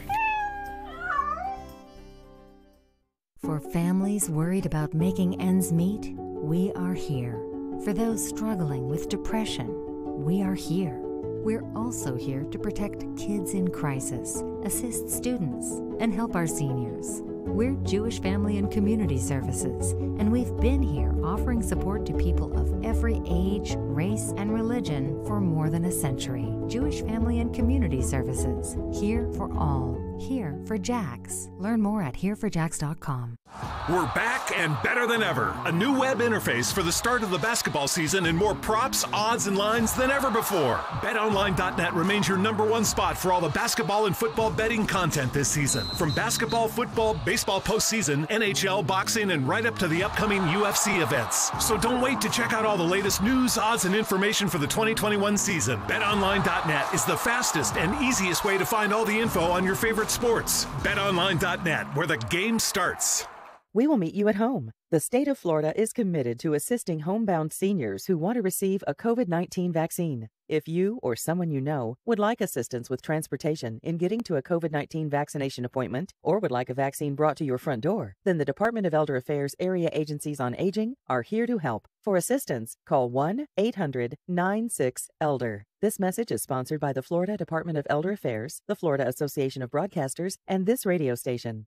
Life always has its challenges, but if you feel hopeless or suicidal, you don't have to face it alone. I'm Dr. Christine Caulfield, CEO of LSF Health Systems, and our free Link to Life program can help. We'll connect you with a care coordinator who will work with you to build better tomorrows. Please take suicide off the table. Contact Link to Life at 904-582-3252 or visit lsfhealthsystems.org.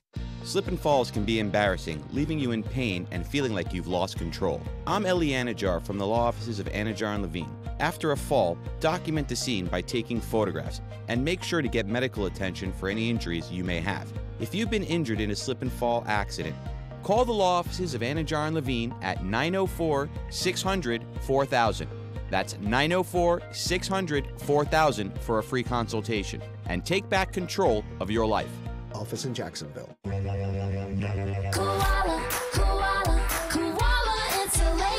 Hey, I'm Carrie. And I'm Bruce. We're the owners of Koala Insulation. Don't let the milder temperatures lull you into complacency. Fuel prices will continue to rise, as will your utility bills. Call us today and take advantage of our fall prices. We don't quote over the phone or just poke our heads up in your attic. We do a full evaluation to include attic ventilation needs as well as insulation. Give us a call at 904-679-6282 or online at koalainsulation.com.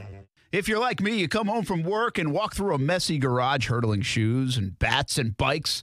Well, get the easy garage solution that I got. It's called Easy Garage Solutions. One-of-a-kind monkey bar technology that will last a lifetime. Hang the bikes and the lawn equipment. Easy Garage Solutions. Shelving and overhead storage for boxes and bins. Easy Garage Solutions. Cabinets and flooring available too. Easy Garage Solutions. Find them at easygaragesolutions.com. Easy Garage Solutions. It's that easy. Hey, everybody, it's Brent Martineau from Action Sports Jacks. There's a good chance you have a smart speaker, so use it with ESPN 690. Stay up to date on the Jags and all things sports by telling Alexa or Google to play ESPN 690. It's as easy as that. Make sure you listen weekdays, 3 until 6 p.m. on ESPN 690. I just don't try to get too caught up in it and worry about things like that. You know, I'm really worried about how well we do as a team, how well we do as an offense, and what I can do to help the team each and every week, and how can I be better rather than this record's coming up, I have a chance to break this record. No, it's like, how can I be better each and every week, be a better teammate, be a better leader of this team, and go out there and take advantage of the opportunities that I get to help this team win. Is that another Iceman one? It sounds like a football guy. That would be a football guy who played high school in this area. That's the. Oh, is that Derek? You better believe it. That's a good little transition into our Blitz scoreboard show. I'm usually very good at this game at guessing the soundbite, but not good today. Not good at all. I think mostly because I know they're not going to be Jags, so my mind's wandering as the Jags have this Sunday off. Of course, Brent Martineau, no longer Austin Lane. Casey kicked him out because of his fantasy football fight for the last half hour. And Casey hangs around. We'll have the Blitz scoreboard show coming up at 9 o'clock. Man, we can't tell you how much we love this show. We want you to listen to the show or watch the show, really, on Facebook, YouTube, Twitter, or Twitch. And last week was a prime example again, and we do it just about every week. We have a fantastic finish that we show you live right on the air. So if you like high school football, if you're involved in high school football, if you don't know about the show, you got to tune in 9 until 10:30, and we do some fun segments highlighting some kids that aren't getting a lot of attention on the recruiting trail. And also we have our Hall of Fame coach, Kevin Sullivan, with us with some fantastic analysis, plenty of reaction, scores, and highlights as well. And we welcome in Kevin Sullivan right now. Coach, how we doing? Man, doing great. What's going on? Well, you know, got the Red Sox on the brink of elimination. We got the Jags win, so it's a beautiful week here in Jacksonville. We got week 9 of the high school football season. Florida State might try to win 3 in a row on ESPN 690 tomorrow afternoon. Yep. So we're a week away from Florida-Georgia game. I mean, it's a beautiful, beautiful thing. Happy fall, right? Oh, man, it's beautiful weather-wise. It's so nice. It's like football weather finally. Maybe no rain, no heat, no cramping. Oh, my goodness gracious. Yeah, we actually have had pretty good weather overall, knock on wood. Yeah. And we're a couple weeks away from the playoffs, and these games, it's really wild to me. We went from talking about the stories of the season. We talk about district championships. We got another one tonight, Ed White, Baker County, basically on the line. But we also now are starting to look at this RPI and the way things are done now, where you get teams that looked like, man, they were off to some fantastic starts and probably no doubters in, or some slow starts and no doubters out. The tables have turned a little bit. I mean, some of these games I kind of like this RPI because some of these games seem critical for these folks to make the playoffs. Well, I mean, you just look at it across the board. I mean, I think we've got 8 games, maybe 9 games that are either going to decide district championships or RPIs. We've got AC and Fleming, both 4-3, playing a district game tonight, and they're both fighting for RPIs. Fleming's got an outside chance of maybe sneaking in and winning, but with the loss to Fletcher, I don't think so. But, man, you've got that one. You've got not Inglewood, you got Providence and Episcopal, a 3A and a 4A fighting for RPIs to get in. Both have had decent years, not too bad. So, and then you've got Bishop Kenny, who started 4-0. Now they're 4-2, and they're fighting to get in for RPI, as well as Swanee, who's 3-4. Oh, man, it's going to be wild finish. Yeah, and I even think, we talk about teams like we spent a lot of time talking Creekside this year and Nice. Mm-hmm. And now all of a sudden, if they don't get and Nice will play Fleming Island soon enough. Creekside is off this week, but now they probably have to beat Oakleaf or they're in trouble, and they came a field goal away, beating Bartram Trail last week. And so those are the tables can turn in a hurry. And I feel like it has added to some of the drama. Your seasons are not over if you struggle to start. And, well, if you don't finish, your season might be over. Yeah, it's like you said, like Mandarin, who started off maybe 1-3 at the start. They're 4-4, have been playing really well. And they're fighting for RPI with 2 to go. And now Sandalwood, who's probably pretty much out of it at 2-5, they can be the spoiler against Mandarin, be able to keep the bragging rights in the 8A and knock it out. But we could realistically have 4 teams sneak in 8A from our area around here, which is wild. Yeah, you said to say the least. That's a wild one too. You said Mandarin, because Mandarin didn't. As we're going along, we're like, hey, they're going to get better. They have a young quarterback, but it felt like they were kind of out of it early. And you're right. If they can come up with a couple wins here now, with a big win over Oakleaf last week, that was huge. They get Sandalwood tonight, and I think we both agree. I mean, with the young quarterback, with a couple young players, and with Bobby Ramsey as the coach, this is the time where they're going to probably play their best football. And it looked like with that win over Oakleaf last week, we're kind of correct. Yeah, I mean, you just think of who they've beaten now, Mandy. So you've got the Oakleaf win, real solid team. They beat an undefeated Ed White team who's probably going to qualify in the 5A playoff. And then they beat a Baker County team, and they're going to probably qualify in the 5A playoff. You know what I'm saying? So 3 of their 4 wins have been pretty high-quality wins against people. So, again, tonight's win and then what finishes as they finish the season will really go a long way with them. So it's like I said, it's going to be interesting. Bartram gets a clinch tonight. If they knock Oakleaf off, Oakleaf's probably out if they lose tonight. I don't think they get in with their RPI. I just don't think they will.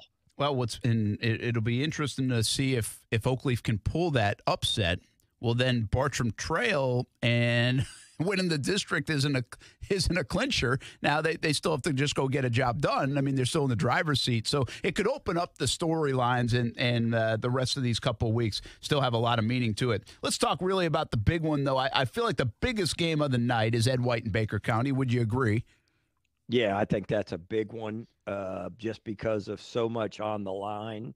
And, I think that's going to be a huge game out there in McLean. That place will be packed tonight. Oh, no doubt.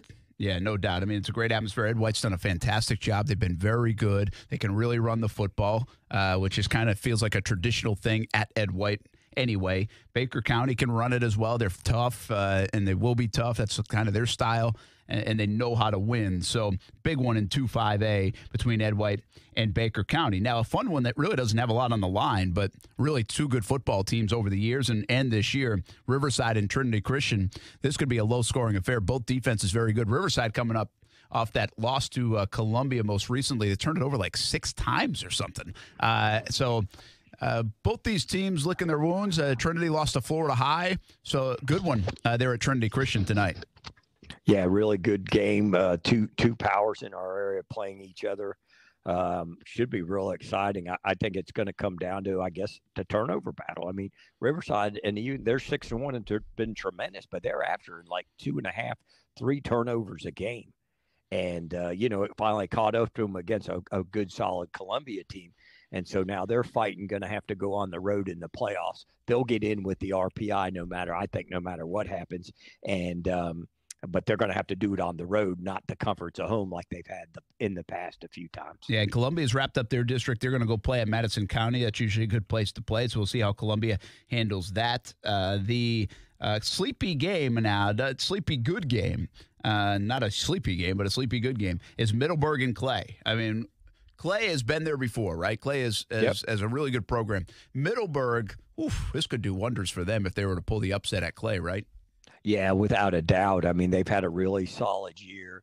They did a good job of schedule, getting their kids some confidence. They've lost a couple of late, but the games are getting tougher and more meaningful. But being able to play a traditional power like Clay, and it's going to be a rival. All those kids know each other, and they're both fighting for RPI also. So it goes a long way both ways. A Clay win helps their RPI. The Middleburg win helps their RPI also. University Christian at Parker, I think, has potential to be pretty good. Parker is an inconsistent team. UC is usually good, but they've had some injuries to deal with. I'm going to keep my eye on that. I think most people would pick UC in that game, but we'll see. University Christian against Parker, Coach. Yeah, so Parker's really been playing well defensively. They've struggled a little bit offensively. UC getting Oral Gray back off the injury, had a big game last week. First one back, missed, I want to believe, 3 games. Gives them a little added dimension. And I think offensively they're really solid now, especially bringing Oral back. And I like UC in that one, but I think Terry Parker will really give him a good game tonight. All right, last one for you, and then we'll let you go. We'll come back at the Blitz Scoreboard Show at 9 o'clock tonight until 10:30. We show live action, more Kevin Sullivan analysis, scores and highlights and talk with coaches coming on. And these two coaches will be on the show, Raines and Ribault, because they play the Northwest Classic tomorrow afternoon at 3 o'clock. And it's just a tremendous – you talk about tremendous atmospheres. If I were to say – I get this question a lot. I was like, hey, Brett, where should I go watch a high school game? Want to go watch a high school game? Well, you could have gone to Creekside Bartram Trail last week. Right. Fantastic. Talking almost 10,000 people. You go to Baker County tonight against Ed White. The place is going to be rocking, and that is high school football to the core. Right. No doubt. Well, tomorrow, go watch that game. It is Raines and Ribault. It is festive. It is electric. It's usually it doesn't matter who's better. It's one of those games. I mean, it's really good. We'll talk again. We'll talk to both coaches tonight to preview it. That's coming up on the Blitz Scoreboard Show at 9 o'clock. But did you ever, I mean, obviously you were coaching at Jackson. You're coaching on all these Friday nights, but this game's always been on Saturday. Did you ever sneak over to that game and be a part of it just to kind of witness it? Oh, yeah. Snuck over early on and when I first got here. Just to witness it. The thing that's cool about that, it doesn't really matter records. You could throw records out. You can throw everything out. It is just such an amazing atmosphere as far as high school football, as far as communities coming together to celebrate the kids. Yeah, I mean, it's going to be a lot of fun. And, Ribault, they're pretty much done once the season ends after week 11, and Raines has already clinched the district. But Ribault would love to do nothing better than to stick it on them guys and get it going. Whether they do it or not, I don't know. But I think it's always a lot of fun when those two get together. Well, I think you're right, too. I mean, again, we've seen this game before where it is you would think like I think it might even have been like state championship year for Raines where they lost to Ribault. I was like, really? They lost that game? I'm surprised. Well, that's the nature of this game. Like that, it's kind of the cliche of throw out the records. And I love how they really advertise this game and push this game. I think it's a 52nd edition of the Northwest Classic. 2 schools, 2 teams, 1 family. They call it a family reunion. And that's really the nature of it. I'm telling you, if you haven't been to it, if you want to do something on a Saturday afternoon, Raines Ribault game, it's really a cool experience. So make sure you get there. We'll talk more about that one, Coach, tonight. Coming up on the Blitz Scoreboard Show. Have a good rest of the night. We'll see you at 9 o'clock. Okay, we'll see you at 9. Thanks. All right, that's Kevin Sullivan, our Hall of Fame coach, and a lot to digest tonight on the Blitz Scoreboard Show. We're in week 9 of the high school season. They're even a step ahead up there in Georgia as well. We've got a lot of cool storylines. This RPI thing that is happening. By the way, it's happening in class 5A through 8A. So it's a little different in the lower classifications. But these games really matter late in the season. Very few. In fact, I think it's only 2 teams that have clinched right now, and that is Columbia and Reigns. So those are the only 2 teams that have clinched a spot because of district championships. Outside of that, it's wide open all across the area, which makes for some cool storylines and some good football games on a beautiful Friday night in Northeast Florida. The Blitz coming up at 10:30 on Fox 30 for a half hour. But before that, we have the Blitz Scoreboard Show, 9 until 10:30. And we look forward to giving you some live action from around the area, including some of the fantastic finishes. We were talking about Red Zone earlier. Think Red Zone for high school football. It's tonight on the Blitz Scoreboard Show. You can listen to it on ESPN 690. We think you get the most of it, though, if you watch it on Facebook, YouTube, Twitter, or Twitch, because that's what you really want to do. All of our high school football coverage presented by Baker Sports. We appreciate their support, and also the University of North Florida Ospreys. Make sure to go visit unfospreys.com for schedules, results, and also season tickets, men's and women's basketball right around the corner. We'll be back on ESPN 690.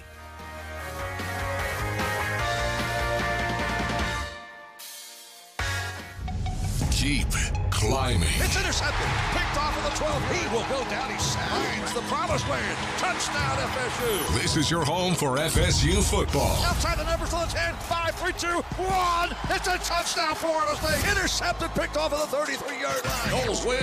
Noles win. Catch live coverage of the Seminoles all season long, right here on your home for Florida State football. Sponsored by Bono's Pit Barbecue. If you don't see a pit, it ain't legit. I love football and I love chicken wings. Hey, everybody, this is Brent Mortno. We are a lot alike, right? You love football and you love wings. Let's win the week with Extreme Wings Sports Grill. 4 locations in Jacksonville, Atlantic Boulevard, Ocean Way, 210 in St. Johns County, and the new location on Roosevelt Boulevard near NAS Jacks, serving up the freshest, never frozen, world-famous extreme hot wings to Jacksonville since 1999. We like football. We like wings. We love a good deal. To celebrate the grand opening of the Extreme Wings Roosevelt location, get 6 wings, French fries, and a drink for just $12.99 at the Roosevelt location. 6 wings, French fries, and a drink, just $12.99. Active military gets special discounts: jalapeno ranch, Caribbean jerk, spicy blue cheese, lemon pepper. So many flavors to choose from, and of course, they can make them extreme if you want. Plenty of space at Extreme Wing Sports Grill locations. If you're looking for a place for the entire team, try Extreme Wing Sports Grill. I love it. You'll love it. 4 locations in Jacksonville, including Roosevelt Boulevard near NAS Jacks. Mr. and Mrs. Flavor, thank you for joining us. Great to be here. I'm Barry, the flavor of berry. I'm Janet. I'm bitter. And I understand your son is the flavor menthol? Yes, he's the menthol in a menthol cigarette. He's such a disappointment. Out there getting people addicted, being used by big tobacco to target black people. He could have been a lozenge. Menthol cigarettes are harder to quit than regular cigarettes. Find out how to quit today at tobaccofreeflorida.com. I struggled with symptoms like frequent gas and stomach pain for years. I was bloated all the time with daily diarrhea. At first, I thought it was what I was eating. I kept thinking it was stomach issues. So I did my research and talked to my doctor, and we finally uncovered the truth. It was actually EPI. Exocrine pancreatic insufficiency, or EPI, is a condition where your pancreas is unable to help break down your food.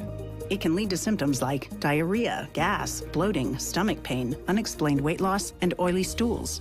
And EPI symptoms can be confused with those of other common digestive conditions, like irritable bowel syndrome, Crohn's, and celiac disease. So getting to the right diagnosis meant being more open with my doctor about the severity of my symptoms and how often they were happening. But there's good news. EPI is manageable, so don't wait any longer. Use the symptom checker at identifyepi.com and schedule a visit or call with your doctor to ask, could I have EPI? Sponsored by AbbVie. Here in the Sunshine State, more than 3 million men are over age 45, and over half suffer from ED or PE. Here's a message from Prime Men's Medical Center. I'm Dr. Brown. If you're having problems in the bedroom and pills like Viagra have let you down, you'll see results at Prime Men's Medical Center, guaranteed, or your exam is free. And it's affordable. Call 904-664-8217. Guaranteed results on your first visit or your exam is free. Call 904-664-8217. He's kept you ahead of storms. This is going to be a very active afternoon of storms. He's taken you inside storms. Look at the Reds then that have shifted a little south of Jacksonville. And for 33 years, the Chief has seen it all. Forecasting severe weather days in advance. So when storms are headed your way, there is only one meteorologist to turn to tonight, the Chief. The knowledge and experience of Jacksonville's chief meteorologist, Mike Burrish. Action News Jack's First Alert Weather, only on CBS 47 and Fox 30. Are you bored from being bored? Then put a little excitement in your life in a great pre-owned from Arlington Toyota. Our friends over at Arlington have over 400 used available. 400! All makes and models. Plus, you get 30 days to love your purchase or exchange it. And if your Beacon score is from 450 to 850, almost everyone is approved. I'm excited. Are you excited? Then shop in person and online at arlingtontoyota.com today. Visit arlingtontoyota.com for full details. You have choices when booking a tour of St. Augustine from the water. Sadly, some tour boat operators don't follow the same high ethical standards as Red Boat Tours. Don't be a victim of fake reservations or misleading emails. Book with the one and only Red Boat Tours, one of the best boat tour experiences in America according to USA Today. Locally and family owned and operated Red Boat Tours. Go to redboattours.com. That's redboattours.com to book a tour you can trust. The NFL is on. Key, Jay, and now Max Kellerman. Here's a guy that you drafted in the first round that you think could potentially be the successor to Aaron Rodgers in the future, but could he at least be a damn backup? Keyshawn, J. Will, and Max. Weekday mornings at 6 Eastern on ESPN Radio and on ESPN2. What's up? It's Casey of Action Sports Jacks. After you listen to us from 3 to 6 today, you can hear the Blitz Scoreboard Show with Brent Martineau and the Hall of Famer, Coach Kevin Sullivan, as they take you around the high school action in the area. That's from 9 to 10:25 on ESPN 690. It's been awesome. Nick and Masher have been awesome for us. The practices and the systems are a little different, but the guys have caught on really quick to that, and it's just good. They're younger coaches, and I think that all the guys have been really enjoying their presence here, and what they bring into the team. And the past 2 weeks during training camp has been really fun and hard. We've been working hard, and like I said, we're just ready to get going. All right, that's the Iceman, but who is it? Aaron Nazarian. He was the leading scorer last year for the Iceman, wasn't he? Yeah, 51 points. Shh, don't mess with me. I didn't know I was. Jacksonville Iceman get going tomorrow night. I saw somebody tweet this last night. I think there was NHL, NBA, Major League Baseball, NFL all on at the same time. I mean, it's that time of year, which is cool. Obviously, baseball will only be on for another week and a half or so. Yeah. And football, we got plenty of time. NHL, NBA, but there are a lot of other sports too. I think I read at some point like you could have liked anything. I was trying to think of who it was. Let me see if I could find it real quick. Hang with me here while we get into this. Any chance the Red Sox win tonight? Yeah, I think there's a chance. There's always a chance. Nathan Eovaldi's pitching. Yeah, I like Eovaldi here. Astros have been good at home during the playoffs, so they're 3-1 at home, but that 1 could turn into a 2, and that 2 could turn into a 3. Overall, the Red Sox have hit better in Houston than they did at Fenway. There you go. That's really the crazy thing about the last couple of days is Fenway Park is a legit advantage, and the Red Sox bats took Fenway Park out of it because the way to get a crowd in is not by strikeouts by your pitcher, It's not Chris Sale walking off the mound yelling into his glove. The way to get the crowd going crazy and on their feet, which they want to be at Fenway all the time, they're willing to not sit down the entire game, is to hit it over the Green Monster. And they didn't do it. Like I always say this, like in our Little League world, Travel League world, you get moms and dads and be like, man, the kids looked like they had no energy today. I was like, well, they had 3 hits today. Right. It says nothing. They didn't not have energy because they forgot to eat lunch or have a snack. They got it because they scored no runs. Okay. Yeah. It's hard to have energy in baseball when you score no runs, but it's like it's the age old thing. And everybody that's done travel ball, Little League, whatever kind of is shaking their head. Yeah. Yep. I've said that. We've said that. Call. We've all said that. Like, that's a really good we call. Get that all the time. It's like the kids, I wonder why the kids played so great today or had so much energy this morning. But they didn't have energy this afternoon. It's not because it's 90 degrees. is because they scored 12 runs this morning and they scored 1 this afternoon. It's baseball. That's where your energy comes from, is by people running around the bases and touching home plate. Like, that's it. And that's where the energy in the stadiums come from. Energy where the dugout comes from. You notice how when they strike out the side, they don't put Nathan Eovaldi in the cart and run him down the dugout in the Red Sox? No, but when a guy hits a home run, they do? Yeah. That's why, all right? Because there's energy. Yeah. So, anyway, the Red Sox need to hit. And they took Fenway Park out of it because they couldn't hit for 2 games. They're good enough to find their – the only thing that would scare me if I'm Houston is the fact that we know the Red Sox can't hit. Everybody knows that. Can they silence the bats one more day? Can they stay kind of in a semi-slump? Or do they now break out of it for 2 games in a row and start hitting grand slams again? But I just think the Red Sox are dead. I think Houston's a better team. They are. The one thing that surprised me is – I'll say this, too. Braves fans nervous today. Should be. I don't think they should be. Should be. No, I don't. I think I'm going to just do this from an outside looking in standpoint. I'm not a Braves fan, not a Dodgers fan. Like, I really don't care who wins. Mm-hmm. I would like, if I'm being honest, I'd like to see the Braves go. I'm kind of tired of the Dodgers and the Astros. And I said this yesterday. I think people could be tired of the Red Sox. You can't be tired of the Braves. I mean, they haven't been to the World Series since 1999. So I think they're a nice story going there. I think Freddie Freeman's awesome. I think there's a lot of nice things about the Braves. But from the outside looking in, yes, you blew a 3-1 lead last year. The Dodgers are good enough to overcome a 3-1 lead. The critical game is probably coming up. But I still feel good about the Braves and what they have and what they've done in this series. Don't lose track of being up 3-1 with 3 to play. I mean, the Dodgers had to win that game. They were at home. And they did. You know, Chris Taylor had an unbelievable day. I know they have Max Scherzer going, but Max Scherzer's not unbeatable. The Braves can beat them.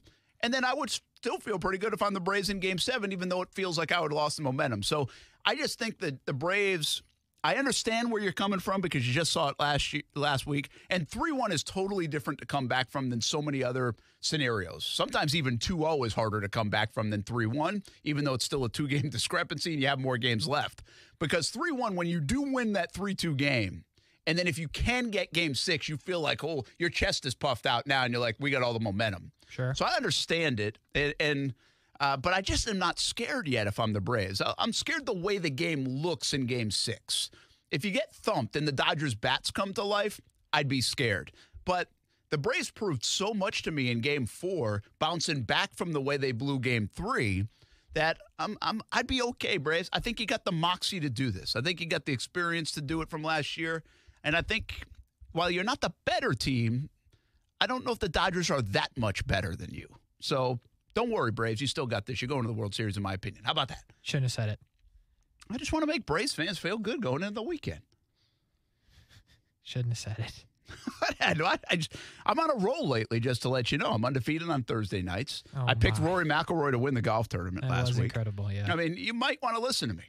Real quick. Okay, so I found this. Timothy Burke put this out. At 9 o'clock Eastern tonight, the following sports will be in action on television. This was last night. Okay.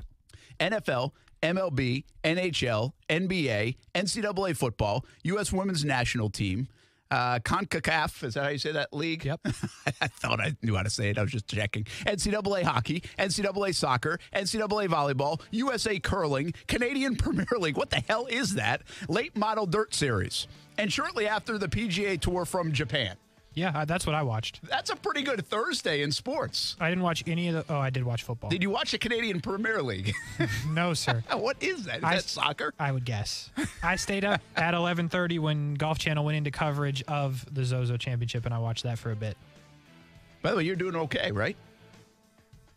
In life? Oh, no. Not worried about your life right now. I'm worried about your golf pick. Yeah, KH Lee's he's a baller, man. I thought he was 3 under after 9. What did he finish? Not 3 under. Oh, did he give some back? KH Lee's a big, I'm going to birdie every hole or I'm going to bogey every hole. Oh, he's an all or nothing guy. He's an all or nothing, and that's why I respect him. That's why I'm a fan of him. He'll get it done. 2 more days to play. What do we got? Morikawa. Oh, he finished under par. Good. He's top 20 right now. We're both T20, I believe. Okay. I do not know where Higo is. Higo, I know we got to go, but Oh, yeah, he's tied 7. Oh, boy, +8. I told you. I tried to tell him. That's Austin's guy. All right, we'll be back. Blitz Scoreboard Show coming up 9 o'clock tonight on ESPN 690. High school football coverage all night long. And, of course, we have Florida State Seminoles on ESPN 690 tomorrow. They go for a win number 3 in a row. But we'll see you tonight for high school football. Blitz Scoreboard Show, 9 o'clock. Can't wait to see you then. Have a good rest of your night. Have a good weekend, everybody.